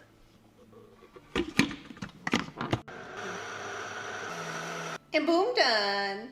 Place your pan on a medium heat and add the sauce that we just blended. Remember, if you're not using a high-powered blender, you're going to want to strain your chile. We have been eating a lot of red chili because of the packed vitamin C. You've got us in tip-top order. And you guys know I love chile. So good. Go ahead and add your shredded chicken. And if you guys need anybody to shred your chicken, Cloud is my favorite person that shreds chicken. I mean, look at, that's just a beauty. You do such a great job, Cloud. I would love to shred chicken for all the Views Club members. You're an angel. My favorite job. It really is, and you do such a good job. Thank you. I usually over shred, but you leave a few little chunks. I don't know. We're going to have to watch you one day on how you do it, and maybe I can share the most perfect Instant Pot chicken that's going to make it juicy and just so flavorful, and then you can shred it. Okay, let's do it. That's my favorite way of doing it. It might take too long for you guys, but it's so worth the flavor. I agree. Friends, do you like to shred chicken? Or do you leave that job for a loved one? Let us know in the comments. I don't mind, but I leave it for Cloud. Thank you. Go ahead and add your nopales. And I hope you guys like the way that the nopales texture came out. So soft, tender, full of flavor. And the best part is that it's not slimy. I'm not the person that likes slimy nopales. I don't like to associate those two together. No, you did a wonderful job. These are not slimy at all and kept the tartness. I hope those of you that just want me to pile things on really enjoy this part. I'm really going out of my way for you today. Go ahead and add your chicken bouillon. And I'm using natural chicken bouillon, and I'll leave a suggestion if you're using just the regular one. One is a little bit saltier than the other, so go ahead and start mixing your ingredients. I did pretty good with this pot today. No jokes for me today. You know, the best part is that I haven't added any oil to this. Thank you. People usually like, it's too oily. I'm going to show you guys what happens with all this magic. And you want to add about half a tablespoon of Mexican oregano. If you're using Italian oregano, any other brand, any other region, it's not gonna taste the same. Just make sure that you crumble it well in the palm of your hand with the tips of your fingers. That's gonna give it the sazon, the flavor that your food needs. Set your burner on a medium-low heat, and we're gonna continue to cook for 6 more minutes. Make sure to come and stir periodically. I will be placing a lid over our pot today. You like how I did that so peacefully for you? You did. Was that romantic? That was very romantic. Okay, I was being romantic with you. Mesmerized.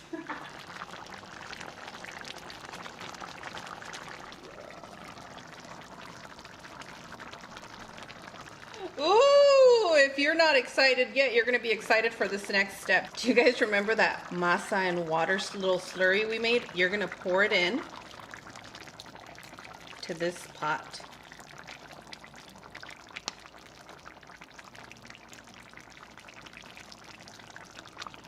And go ahead and combine that well. Place your burner on a low heat.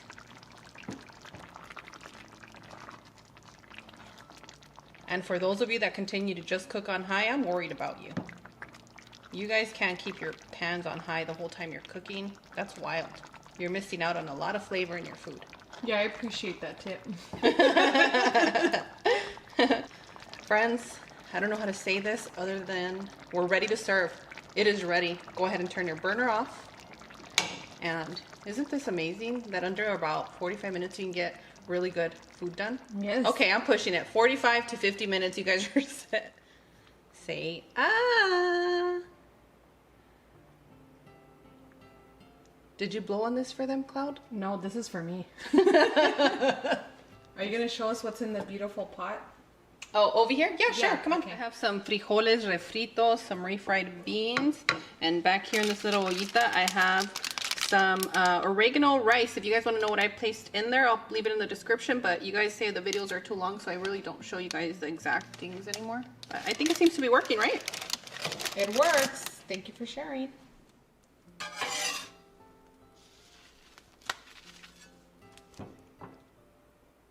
This is a perfect dish for comelones, people that love to eat, because it is so filling and there's a lot for them. So this is my bowl. This is your bowl. Thank you. Because I can be greedy. Whoa, that looks amazing. ¿A quién se le antojaron los frijoles? Your beans are bomb. My beans are bomb. I agree. I'm using basmati rice today, so just make sure to fluff it up when it's done cooking. Fluffs up beautifully.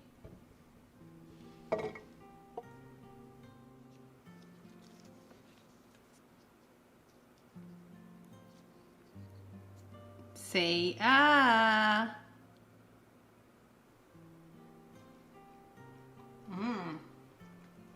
That's so good. I love when you shock yourself, even though you've made this before, but when you take your first bite, you're like, oh, wow, okay. Okay, we had this with pork this past week, a few days ago. But it's so good. We can't stop eating it. We can't. You feel full of energy after you're done eating this beautiful. It doesn't feel so heavy, and the cactus is so good for you. You know what this feels like? Like what? Like love. Like a hug. Like something warm. That's what it feels like. Well, this is my actual favorite food. So I'm grateful today. The nopalitos? Nopalitos with carne and any kind of carne in the chile rojo.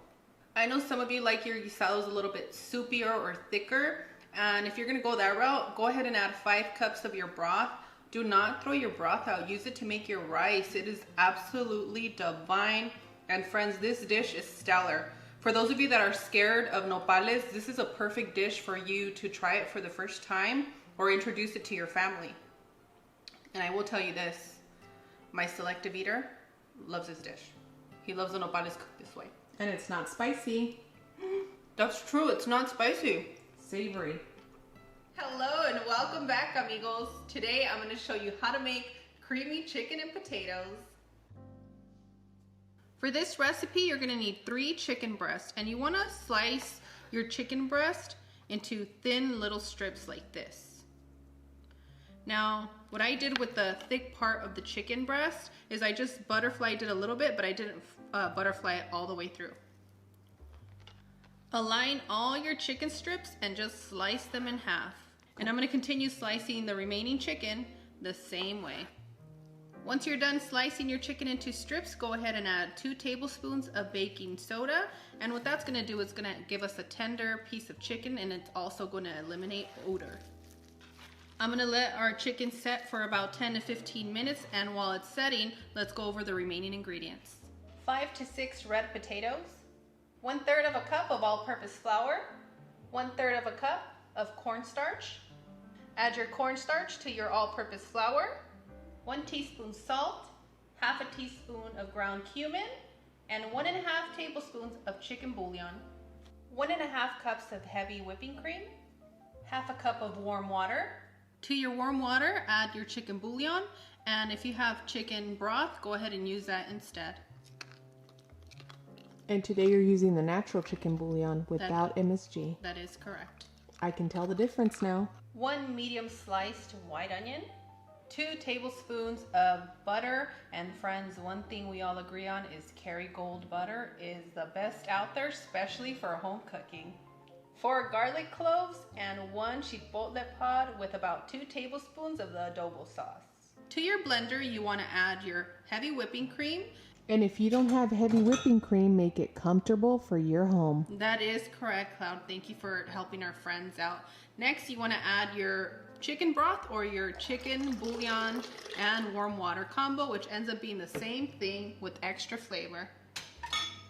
Garlic, chipotle, and your ground cumin. Next, we are gonna blend until smooth. And boom, done! I rinsed our chicken and I made sure to pat dry and remove all the excess water. Next, you wanna add your salt and combine. Next, you're gonna combine your flour and cornstarch mixture and add half at a time. We just wanna coat all of our chicken evenly, but you don't want to overdo it. So depending on the size of your chicken, you're going to need about 1/4 of a cup or 1/3 of a cup. And once you're done, make sure to clean your area and clean your hands. I'm going to start a pot of boiling water so we can start boiling our potatoes, and then we're going to move on to the chicken. To your pot of boiling water, you want to add your potatoes and be very careful. I don't want you to burn yourself. As you splash me. And I just want you to boil these potatoes for about 8 minutes. You want them to be a little bit al dente, not fully cooked, because we are going to be straining them and adding them to our delicious pot that we're going to get started on right now. Set your burner on a medium-high heat and add your desired amount of oil. You're going to need enough so that we can sear our chicken.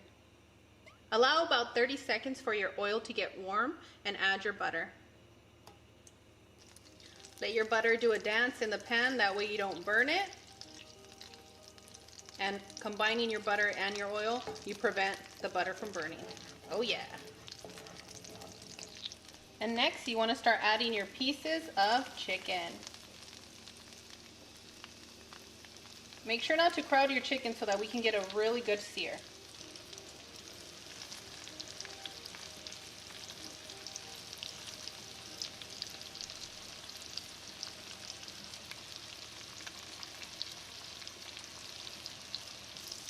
Work your pan little by little, and once you start getting a good sear, you can move some of your chicken to the side, and then you can start adding the remaining pieces. And we're going to be here for about, I want to say 6 to 7 minutes.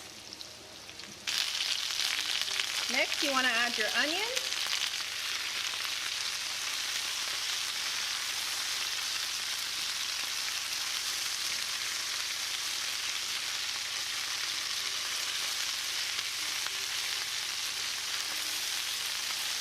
We're gonna add our potatoes and our sauce to our cast iron.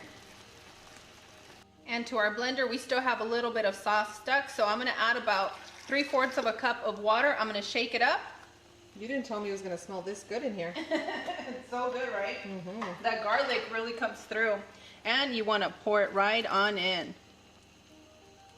Go ahead and mix your ingredients gently.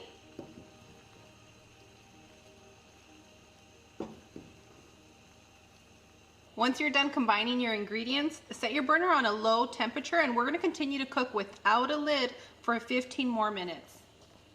And after 15 minutes, we are all done. What I like to do is I like to sprinkle a little bit of cilantro over the top for a garnish and also for flavor.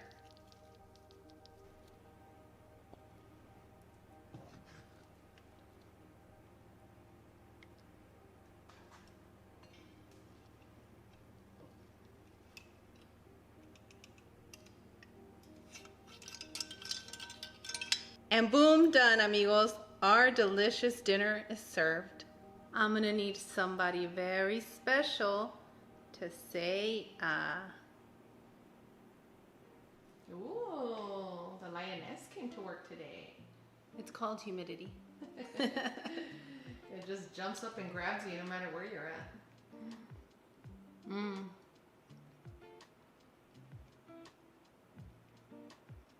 I have a trivia question for you. If it's hot and humid, what do you eat? Who, me? Yes. I eat whatever I'm craving. I'm the same way. I really do. Friends, everything in this plate is so soft and tender. The chicken is cooked to perfection with so much flavor. You're gonna love it. Mmm.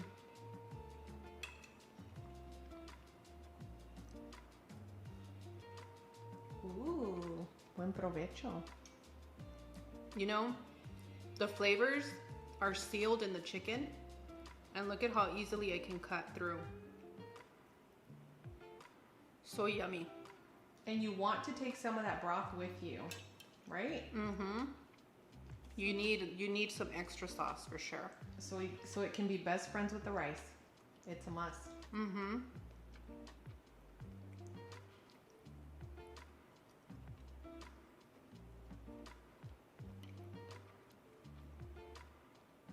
Yummy. And if you don't have red potatoes, that's the best for this dish. Use gold or russet potatoes. It's gonna work out. And what if I don't have chicken, but I have everything else? Mm-hmm. Okay. But this chicken is a showstopper. It really is. You have to try it. Mm. Friends, sorry about my eating yesterday with the tacos. I didn't mean to offend anybody. It's just that when it's me and tacos, it gets really intimate, and we're eating here in my home with friends. So that's how I enjoy tacos, and I enjoy food. Maybe the person or the people were not familiar with the taco rule. You must finish your taco in less than 3 bites. Mm-hmm. Mm. Let us know how many bites it takes you to finish one single taco. Yeah, let us know. And for this chicken, you guys are gonna really love this recipe because you can take a lot of chicken and season it, sear it the way that I showed you, and fully sear it and cook it, and then let it cool and freeze it so that whenever you add it to your pan the next day or 2 weeks later, it's super easy to make this dish. It freezes well, just make sure to fully cook it. And even if you were to not cook it and coat it with the flour and your seasonings, it'll still work.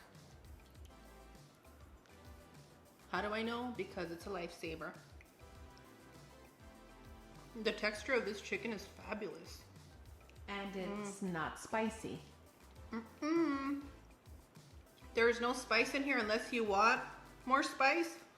And if you really like your food spicy, I suggest you add a whole can of chipotle instead of just one little pod. But I have a lot of family members right now that can't handle spice for some reason. You sound like you have some experience. You said the full can. Mm-hmm. And if you guys like this combination of chicken, let me know in the comments and I'll make another dish similar to this, but just change it up just a little bit.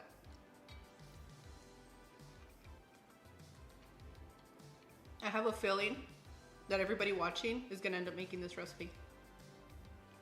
Hello and welcome. Today I'll be showing you how to make a quick and easy chicken stew, and make sure to stick around to the end so that I can show you how to make this recipe comfortable for your home. I have cubed chicken here. Add your black pepper, chicken bouillon, and a generous amount of garlic. Drizzle a little bit of olive oil. Next comes the fun part. We are gonna mix all our ingredients.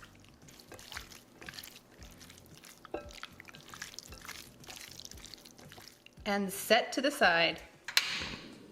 Set your burner on a medium heat and drizzle a little bit of olive oil, enough to coat your pan.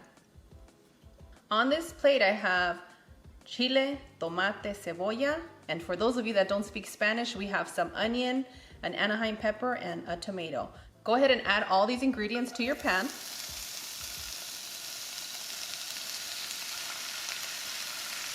We love to hear that sizzle. Mix all your ingredients into that delicious olive oil, and we're going to continue to cook for about 3 to 4 minutes. We want our onions translucent and our tomatoes nice and soft. After 4 to 5 minutes, you're going to add your mushrooms and place your temperature on a medium-low heat. Continue to cook for another 4 to 6 minutes. After 4 minutes, add your ground cumin, chili powder, marjoram, and your Mexican oregano.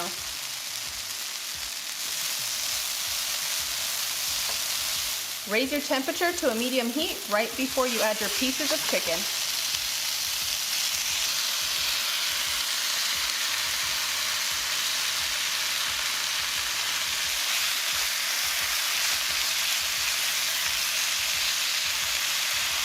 Before you start stirring everything around with the chicken, continue to cook for 2 more minutes.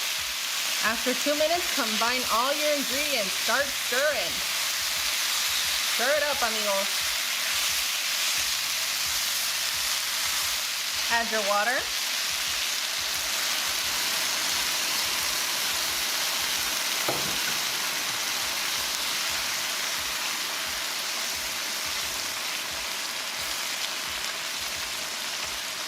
Make sure to caress the bottom of your pan with that spoon so we can get all those crusty flavors to come into that delicious broth we're starting to develop.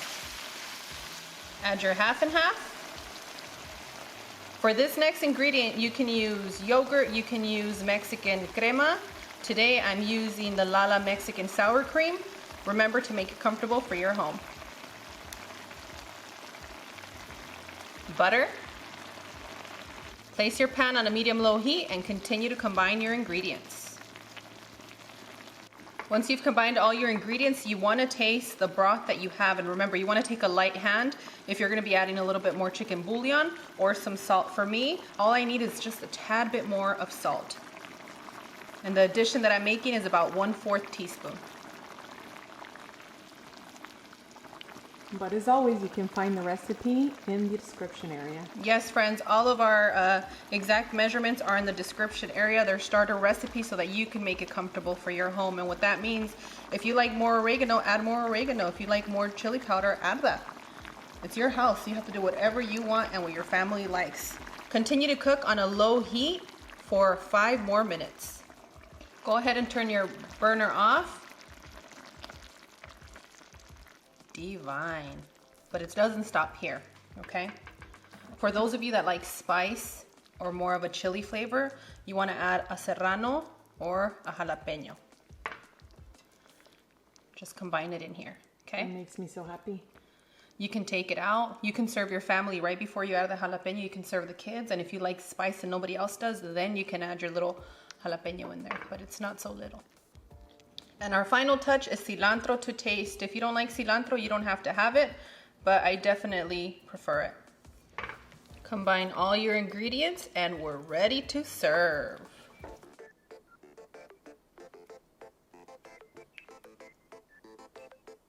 And boom, done, amigos. Who's ready for a taste? Okay, friends, now for those of you that want to keep this light and you don't want the rice, it's okay. I'm really into eating stews or guisados with lettuce, and that's my mom's style. She would always serve it and always have a bowl of lettuce on the side for us to grab like if it was a tortilla. So just tear some of your lettuce, place it in your plate.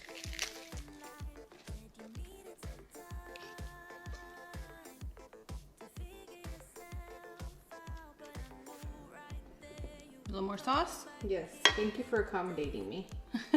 That's what you get for not eating your carrots yesterday. You get no rice. I ate some today. Say ah. Yes, Over, it's over. You do know that he loves to eat too. I am glad he likes to eat. Wow. Well, some people just eat to live. He loves food.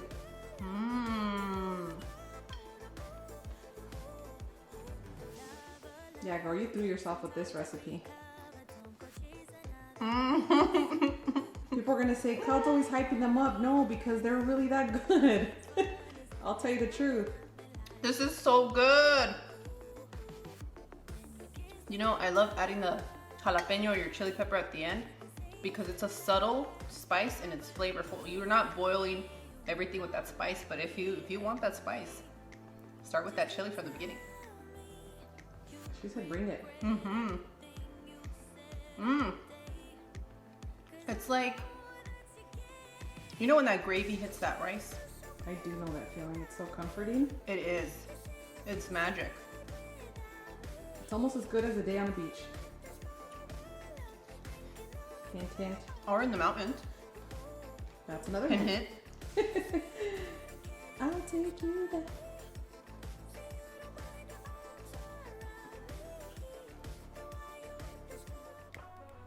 Hello and welcome. Today I'm going to be showing you how to make Mexican salsa roja. You know, that salsa that you're endlessly dipping your chips in at a restaurant, or the salsa that you need for all your Mexican dishes. Well, by the end of this video, you'll know how to preserve this salsa and also the secret to the crispiest chips. You'll need 12 tomatoes, 1 jalapeno, 1 serrano, half an onion, 4 garlic cloves, 12 chiles de árbol, the juice of a lime, and 1 tablespoon of salt. To your blender, you want to add your chopped tomatoes. You're also going to add your chilies, onion, and garlic right on in. We're going to blend on a medium speed for about 20 to 25 seconds. And boom, done. Place your pot on a medium heat and add all your blended ingredients. Add your salt. Combine all your ingredients and place your burner on a medium-low heat. Once you've done that, you're going to allow this to cook for 10 to 15 minutes. The secret to a perfectly crispy corn chip is you have to dry out your corn tortilla first. One of the things that we tend to do is we just cut them, put them in the fryer, and boom, done. But I find that by toasting it just a little bit like this, you remove the excess moisture, and that gives us our crispiest corn chips ever.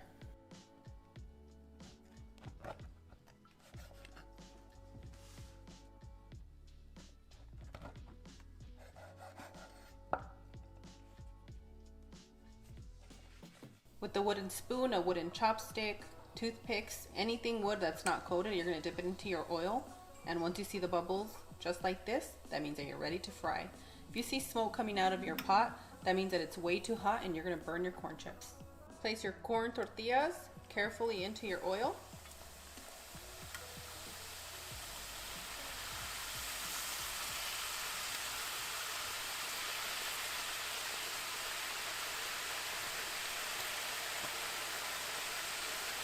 And I like to fry the corn chips in batches, okay?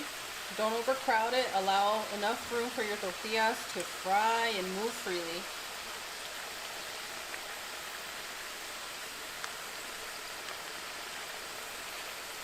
And after about 30 seconds, you'll notice your tortillas are starting to get nice and hard. And as you can see, I'm flipping them periodically to allow room for them to fry, move around, and crisp up. And after about 4 minutes of frying, you're going to notice that your corn chips are ready. You know, by toasting your tortillas before you fry them, you really do get better, crispy, crunchy corn chips. Sprinkle your desired amount of salt and go light with it. And I'm going to continue frying the remaining corn chips while our salsa keeps cooking. Perfect crisp corn chips. I'm so excited for you guys to try my take on the corn chips. Please tag me and let me know what you think. I can't wait. Try that. Ooh. We just need the salsa. We're just waiting for the salsa, everybody. And after 15 minutes, you can turn your burner off. Remove your lid. And we have a beautiful fancy salsa just like your Tia Cloud. Oh wow. Just perfect. Endless dipping, You know, you don't have to wait for anybody to come serve you again. Yeah, you can't dip here, but you can dip in the salsa. That's right. So once you turn your burner off, in order to preserve your salsa, you're going to have to add a little bit of lime juice, and this should keep it for 5 to 7 days in your refrigerator. Now, if you need a little bit longer, you can add a teaspoon of vinegar. It'll slightly change the flavor to more of a canned salsa, but it's still going to be really delicious. So the lime is just to preserve it. If you're going to enjoy the salsa today, you don't have to add the lime? You don't have to add the lime, but a lot of us like lime in our salsa, so I add it anyways. It just works out perfect. Yeah. For example, if you're making this for your family from Mexico, do not put lime in it. Our Mexican family does not like the lime. They just like plain salsa. Give it to me hot. And you want to add the lime at the end, even to have this salsa cool down just a little bit more before you add your lime. That way it doesn't overcook it. That's best. Okay. I know one of our cilantro haters is going to love me so much today, and I love you too. But if you wanted to add cilantro, you can. A small little bunch right at the end, nicely chopped. All right, who's ready for a delicious taste? Technically, you want to wait until your salsa fully cools, but since I'm using a ball little mason jar, it can handle the heat. What I'm going to do is I'm going to let this set on the counter. I'm going to slightly cover it with the lid, not fully locked. We're not going to fully load this one. And once it cools down, that means that we're ready to place it in the refrigerator. And we have salsa for the week. And you know what I say? And boom, done. And these recipes are great for when the kids get out of school. You can say you can snack on chips and salsa while dinner's ready. Yes, chips and salsa. You have onions, you have a lot of tomato. It's just perfect, you know. Let them eat the chips. It's corn chips. Margarita night and chips. All right. You got me excited. I reached the age where you say margarita to me and I'm like, let's go. I don't want to do anything else today. The boys and I are really into watching the Babysitters Club right now, and this is going to be our snack. It's just beautiful. You know, it's nice and healthy. And then Punky's not too crazy about guacamole, so this is his. Will he put berries in that little compartment? He'd probably go and grab some blueberries, yes. And yes, I salted that one, sorry. Yummy. And for him, he can't handle certain spices too well lately, so we just have a little bit and he can dip a little bit at a time. You're so sweet. And now I have to clear out the kitchen, so we'll see you guys tomorrow. As always, Cloud and I are wishing you the best. We absolutely adore you, and we want to give a special shout out to all the grandparents that are taking care of their grandchildren so peacefully. And on that one, we'll see you guys tomorrow. Bye! Adios! Hello and welcome. Today I'm going to be showing you how to make a juicy chicken, and by the end of this video you'll know the secret to a luxurious chicken broth. And for those of you that stay till the end, I'm going to be sharing an easy recipe with you.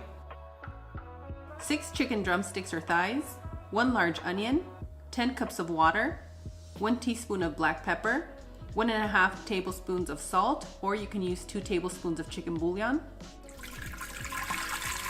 To your Instant Pot, you want to add your water, black pepper, salt, onion, and your drumsticks or thighs. I find that drumsticks or thighs work best for this recipe, and let's be honest, they're more affordable, so why not? If you do this with chicken breast, you're gonna have the driest chicken breast ever, so stick to thighs and drumsticks. Something that has a bone and is juicy. Yeah. Oh, that sounds like a riddle. That's you. I use my Instant Pot minimum of 3 times out of the week. It's acting up today, but that's because For someone that uses it 3 times a week, they sure know how to close that lid. Hush, hush. We're gonna close our vent for those of you that are new with an Instant Pot. Close it this way. Sometimes once the pressure is building up, you'll see that it's just releasing pressure. I have to jolt it like this a few times. The newer models don't have that issue. The big huge one that we have doesn't have that, but these the 8 quarts, you do have to do that sometimes, unless you got a perfect one, but we all know that's not possible. You're gonna pressure cook for 45 minutes, and you're gonna allow for a slow release, and that's gonna take you a total of about an hour and 5 minutes. Once you've slowly released the pressure the first time, we're gonna go ahead and pressure cook one more time for 45 more minutes, and the same thing. We can do that 2 times, and if you have the time and you do it 3 times, even better. And boom, done. Our chicken is ready, soft and tender, and as you can see, it's still really hot in there.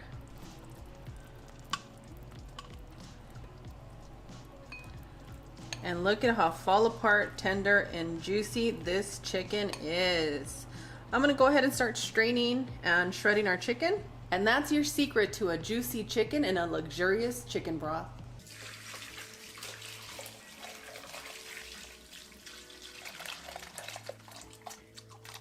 Once you've strained your luxurious chicken broth, you're gonna save your onions because these onions give a delicious flavor to your recipes, almost as if you're using onion seasoning. So you wanna keep that, okay?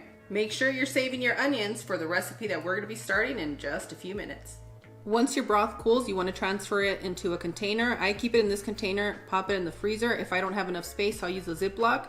And I know they sell some silicone trays to place your broth in and freeze it, that it's super easy for you guys. I've already placed about 2.5 cups of chicken broth, which we're going to need for our recipe in just a moment. Once you shred your chicken, you want to add a sprinkle of black pepper and combine it. You're going to need that seasoning for our recipe in just a moment. Once you combine your black pepper into your chicken, you're gonna drizzle a little bit of chicken broth, and that's gonna prevent your chicken from drying. Now for our basecada recipe, you're gonna need 2 cups of maseca. You're gonna add the onions that we saved right on in. You're gonna add about 2 cups of chicken broth. And start combining all of your ingredients until you fully hydrate your masa. Make sure that your chicken broth is warm, not super hot, okay? If it's cold, even better.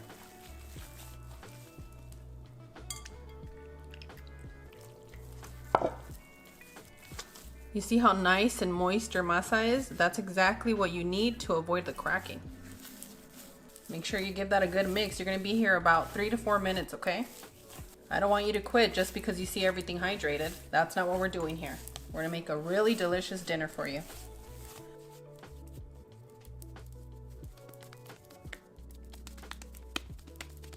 I know it feels and looks a little bit sticky still, but that's okay. We're gonna let this set here for about 5 to 8 minutes, and then we're gonna get started on making our little round tortillas. You're gonna take a ball from your masa and we're gonna start building up a little ball. So this recipe is called pellizcadas. Some regions know it as gorditas or sopes. You're from Sonora, you're gonna say it's a gordita. And remember how our dough was super sticky earlier? Now it's a bit softer and just smooth for us.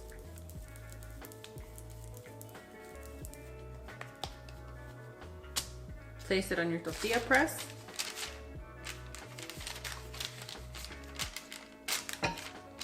And I'm using parchment paper today because I still can't find my little plastic that I use for the tortillas.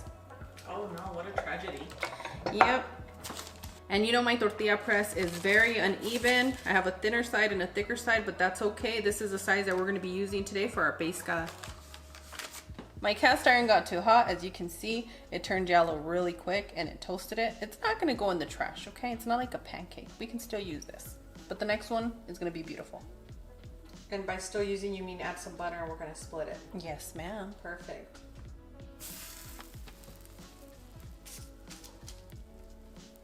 This shouldn't take you longer than a minute to do when your cast iron is nice and hot. It's just gonna be super easy. And we already know this cast iron is hot because you guys saw our tortilla earlier, okay? No teasing, we're human.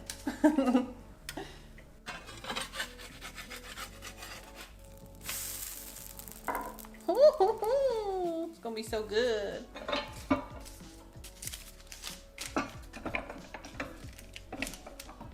Ahorita te voy a contar un chisme tan bueno y delicioso. Oh, chisme and some fresh corn tortillitas pescadas.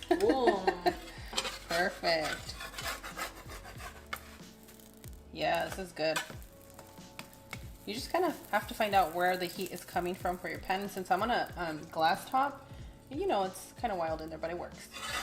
All right, come on over here, guys. This is a warning, it gets really hot. This just came off the cast iron. So what you're gonna do is you're gonna pinch right here.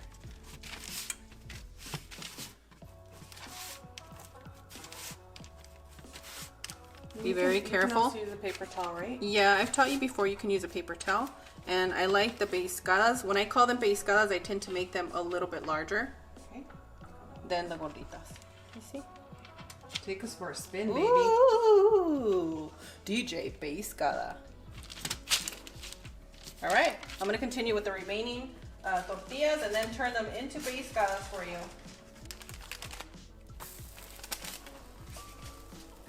And on this pan over here, I'm gonna start warming up our chicken with that delicious juicy chicken broth. And you can add extra seasonings that you would like, garlic, some ground cumin. It's really gonna be up to you to make it comfortable for your home. And I'm just gonna add a little bit of cumin because everything else is well seasoned. Yummy, yummy.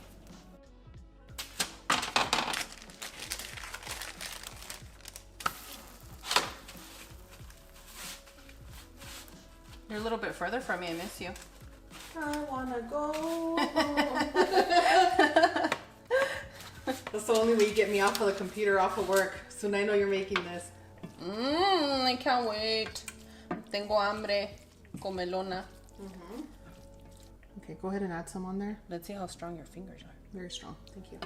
Ooh, some of the salsa. Ooh.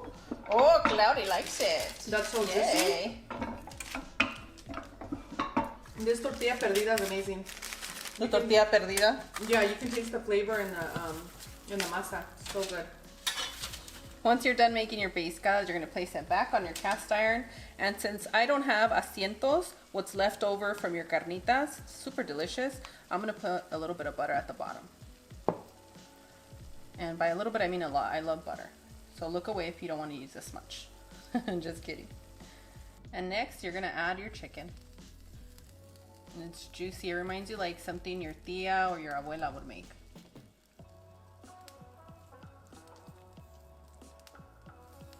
And boom, done. We're ready for some toppings.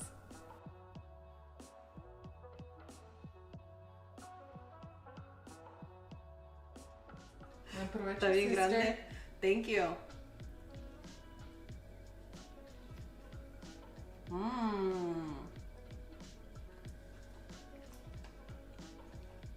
Me da como nostalgia. I know some of you are going to say that takes way too long. It really doesn't. Work on your chicken the day before, and then the next day you can have your basecas with your chicken or whatever recipe you want to make. But I'm curious to know, what do you call this recipe in your home? I know these as pescadas, and if I fry them, they're gorditas, and the whole world knows them as sopes. But I'm curious. I'm going to enjoy reading your comments today. Hello and welcome. Today I'm going to be showing you how to make a refreshing recipe that I love to make when it's hot outside or when I'm short for time. So if you guys love shredded beef, you're gonna absolutely love the salpicon recipe, because I'm gonna also be showing you how to make a delicious vinaigrette that's gonna help you for your salads throughout the week. Let's start off by adding 3 cups of water to the Instant Pot. Next, you wanna add 2 to 3 pounds of beef, and you wanna make sure to cut it into smaller pieces. Half an onion, 2 garlic cloves, 1 bay leaf, 1 teaspoon of salt, 1 teaspoon of thyme. Pressure cook your beef for 25 minutes. Now let's go over the remaining ingredients. Lettuce, avocado, chiles en escabeche, half an onion, 2 tomatoes, a small bunch of cilantro, flour tortillas. I thinly sliced half an onion, and now I'm going to be adding 1/4 of a cup of our pickled jalapeno juice. And remember, we're going to be using some of this pickled jalapeno juice for our vinaigrette. For your vinaigrette, you'll need half a cup of olive oil, 1/4 of a cup of pickled jalapeno juice, the juice of 1 key lime, half a teaspoon of paprika, ground cumin, black pepper, salt, and 1 tablespoon of Mexican oregano. And next, you're just going to quickly combine your vinaigrette ingredients. To your frying oil, you want to place your tortilla halfway into it, okay?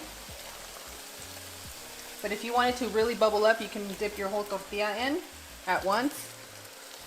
But that's not what we're going for. I know the teenagers get mad at us with our safety tips, but here it comes. Okay, when you're splashing yourself, make sure that this part of tortilla is lifted and not empty, because you can end up splashing yourself and your feet, and we don't want that. We want to keep you safe this summer. You want to splash the tortilla and not yourself. That is correct. How do we know? Been there, done that.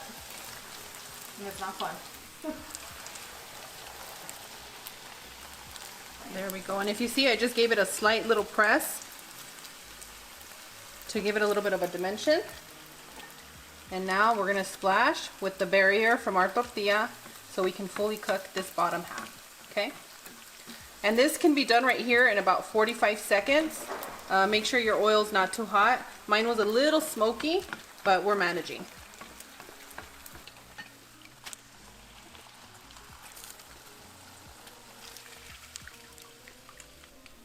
And I'm gonna continue frying the remaining tortillas for our delicious salad. And remember to save your beef broth for your sopitas de fideo or anything where you just need a little bit of broth because it has so much flavor. And for your beef, you just want to thinly shred it, okay? The same way that Cloud shreds her chicken, and she's gonna come and help in just a moment, that's exactly how you want to shred it, just tiny little bite sizes.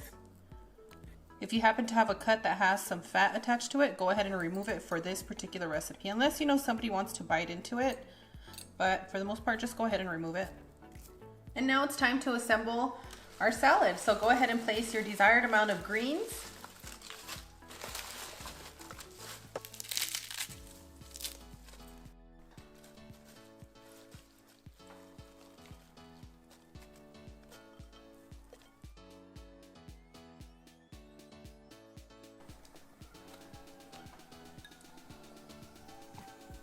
This next part is optional. You can use queso fresco, you can use cotija, or your favorite style of cheese. And you just need a little bit, not a lot. Don't push it. If you're packing this for a lunch, don't add your vinaigrette until you're ready to eat because it's gonna get your lettuce way too soggy and we don't want that. But since we're gonna eat this now, we're just gonna pour it all in. And now, just gently combine all your ingredients. Ooh, it smells so good. It really does.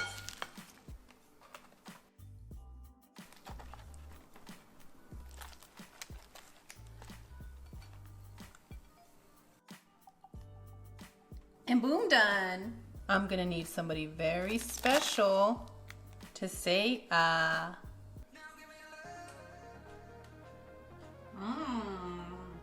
That is so fresh and flavorful.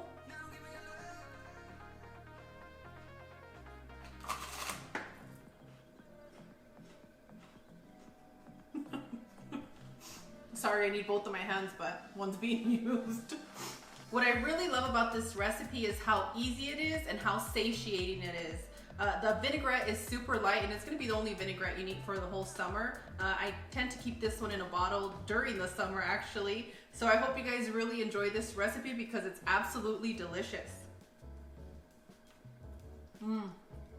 That's so good.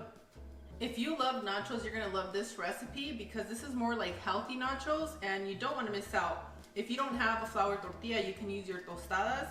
And if you don't want to deal with cooking the beef and shredding it, go ahead and get a rotisserie chicken. It's going to work equally as delicious.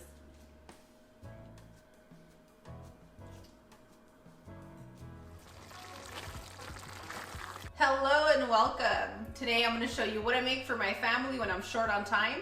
And by the end of this video, you'll be able to assemble an easy and delicious dinner for your family. You'll need 2 pounds of chuck roast, 1 large potato, 1 poblano pepper, 1 tomato, 2 garlic cloves, a small bunch of chopped cilantro, 1 medium onion, half an 8-ounce can of tomato sauce, half a tablespoon of ground cumin, 1 teaspoon of black pepper, half a tablespoon of Mexican oregano, 1.5 tablespoons of chicken bouillon, 3/4 of a cup of water, and 1 tablespoon of olive oil. We're gonna season our cube chuck roast with our ground cumin, black pepper, Mexican oregano, your chicken bouillon, and if you don't want to use chicken bouillon, you can salt to taste. Combine your ingredients well. Once you fully combine all your seasonings into your beef, you're going to add your olive oil and give that a good massage. And I'm going to allow our mixture to set at room temperature until I'm done chopping our veggies. And once you have your veggies nice and chopped, it's time to head on over to our stovetop. Place your beautiful pan on a medium-high heat. We are gonna sear this beef for about 6 minutes. I wanted beef today. Cloud's hungry, you guys. And the good sister that I am, I'm gonna feed her. Ooh, Appreciate you. this looks so romantic, doesn't it, this beef? Ooh. So don't move anything for 6 whole minutes. Give or take, after about 5 to 6 minutes, you're gonna add your garlic and your veggies. Give that a good mix and place your burner on a medium heat and allow it to cook for another 4 minutes until your tomatoes are nice and soft. Give or take, after 4 minutes, you're gonna add your tomato sauce. And if you don't like tomato sauce, that's okay. I personally think it enhances the flavor of the broth and it just makes you want to eat more and more and more of it. Add your potatoes, your water. Give that a beautiful mix, just like the Views Club. Place the lid on it, and we're going to continue to cook for about 13 to 15 minutes until your potatoes are nice and soft. Give or take, after about 13 to 15 minutes, your potatoes should be nice and soft. Lastly, you're going to add your cilantro.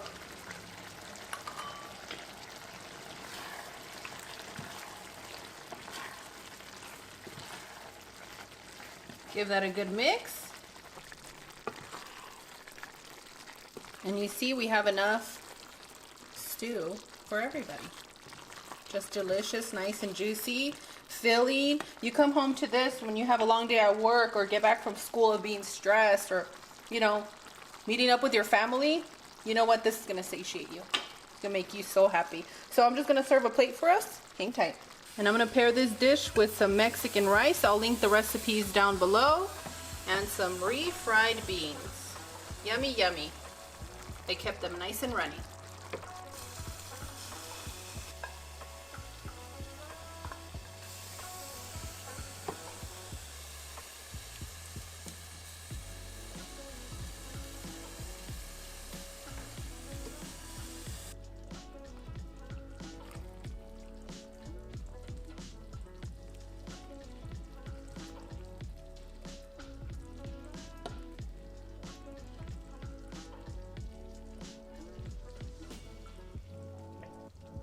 And we have a special taste tester today.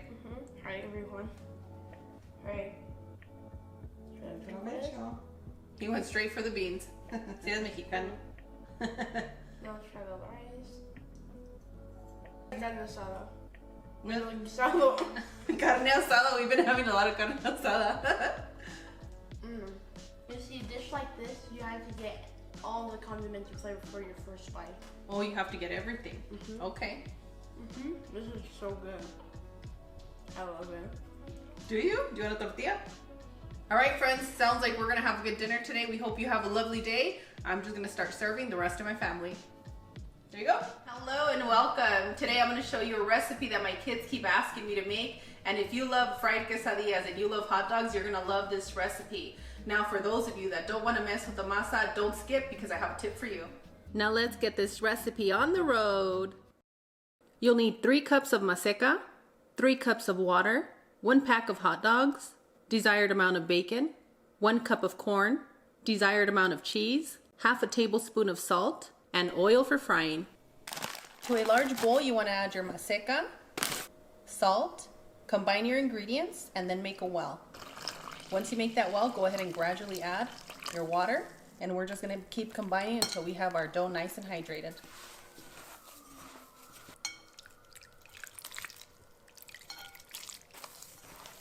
Some of you might look in the ingredients and say, I'm just going to put the whole 3 cups of water, and I'm going to say don't.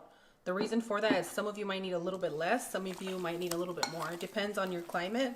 So just gradually add until you fully hydrate your masa. Once you fully hydrate your masa, you're going to pick it up and make a big ball, okay? You're going to feel that it's nice and soft to the touch and it's fully hydrated. Once you do that, you're going to place it back into your bowl and you're going to let this rest for about 10 to 15 minutes. Take your hot dog and slice it right down the middle. And I'm going to continue to do the same with the remaining hot dogs. And next, you just want to wrap your bacon around your hot dog.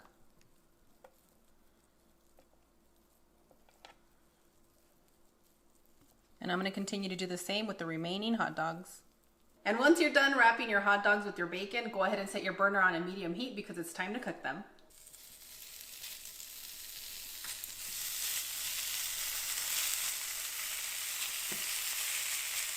Continue to cook your hot dogs for about 4 to 6 minutes until you see that your bacon is nice and crispy. And boom, done. Our hot dogs are ready.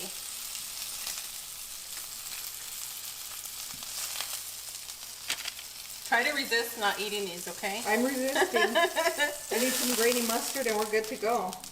All right, I'm gonna continue with the remaining hot dogs and I'll meet you guys when it's time to make our little tortillas.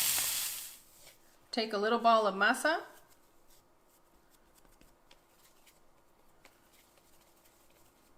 I guess that's not so little. A little bit more than you would for a corn tortilla because we want it a little bit thicker.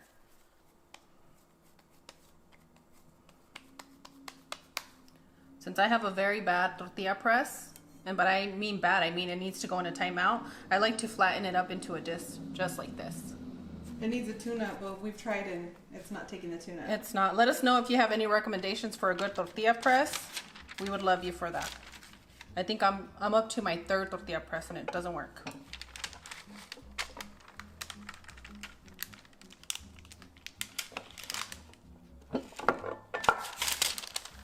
Oh, that's a beautiful size. Right. Next, you're gonna add your desired amount of cheese, and I like to squeeze it into a little ball. That way it doesn't flake everywhere. But if you don't want to deal with shredded cheese, go ahead and use your string cheese. Tell our friends what you really said. I said a cheese stick because I'm a casserole mom. Oopsie. Reminds me of the cheese touch. No. Don't listen to her, you guys. Go ahead and add your desired amount of corn. Fritters with corn, hot dog. The kids love this. Go ahead and squeeze that together.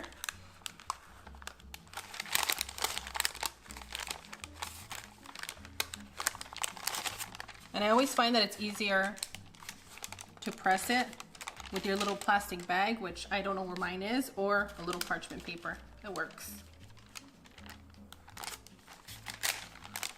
Once you're done, you can cup it just like this and get that final press on the end.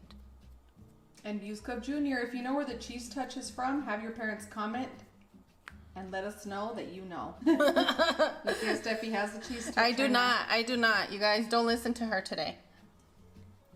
Okay, and I'm going to continue with the remaining quesadillas. So hang tight. In this bowl, we have our tortilla glue, which I've shown you how to make in a lot of videos. All this is all-purpose flour, and you add your water gradually until you get a thick paste, just like this. Brought to you by the Views Club. The Views Club shared this with me. It's not my recipe, but thank you. I only used this when I used to make piñatas. That's right. To your pre-warmed corn tortilla, you're gonna swipe it with some of our tortilla glue.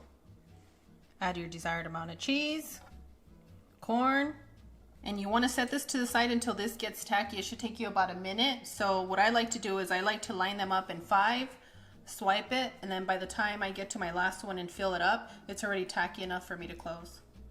So hang tight while we get tacky for once in our life.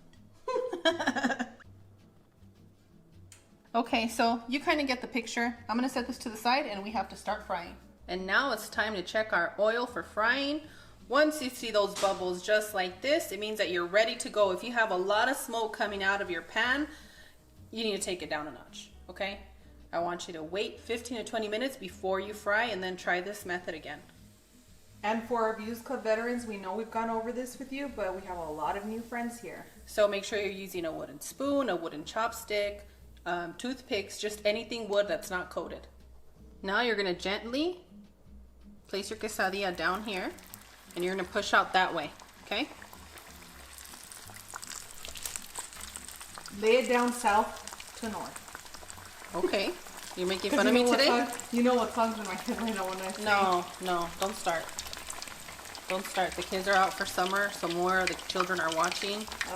They don't appreciate our 90s music sometimes. Because it was a little bit extreme.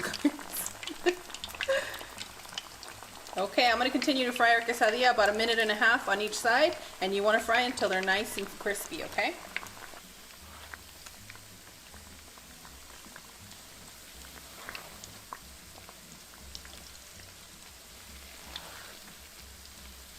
You know what I love about this recipe? That you're not breaking the bank. That's right. Is it safe to say this is like a $1 lunch? per meal if you break This it up. is, if you break everything down, this recipe is less than $1 per quesadilla. Nice. We like that. Oh, mine are pretty crispy here. And I do want to share a tip with you. If you're going to take the easy way out, and that's okay, no judgment on my part to you. These will fry up in less than a minute if your oil is nice and hot, okay?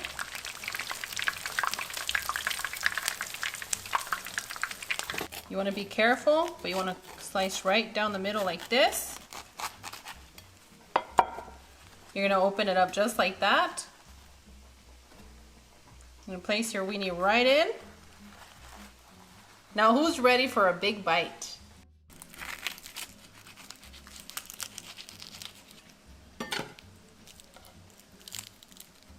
Oh, it's hot. And you're all set. I'm gonna need somebody very special to say and to make it easier, we're gonna be using pato sauce, but you can use any kind of salsa or hot sauce that you would like.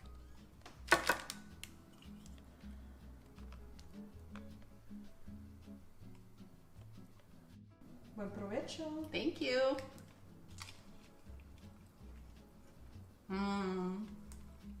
I really love this recipe because it's easy for me to make, but just a little touch of corn inside your quesadilla is going to really transform this dish. It makes a huge difference. Gosh, I love it when my mom makes these are my favorite. These are your favorite? I put a little mustard for you already. Yeah. Ooh, we're I excited. haven't tried these in a while. I know, you guys been asking me to make them, so I'm glad that you're happy. I still taste like magnificent. Magnificent. Enjoy, babe. So good. As always, Cloud and I are wishing you the best. We absolutely adore you. We want to thank all of our silent viewers and all of you that left us a comment this weekend. We had so much fun with you guys. And on that one, we'll see you guys tomorrow. Bye. Adios.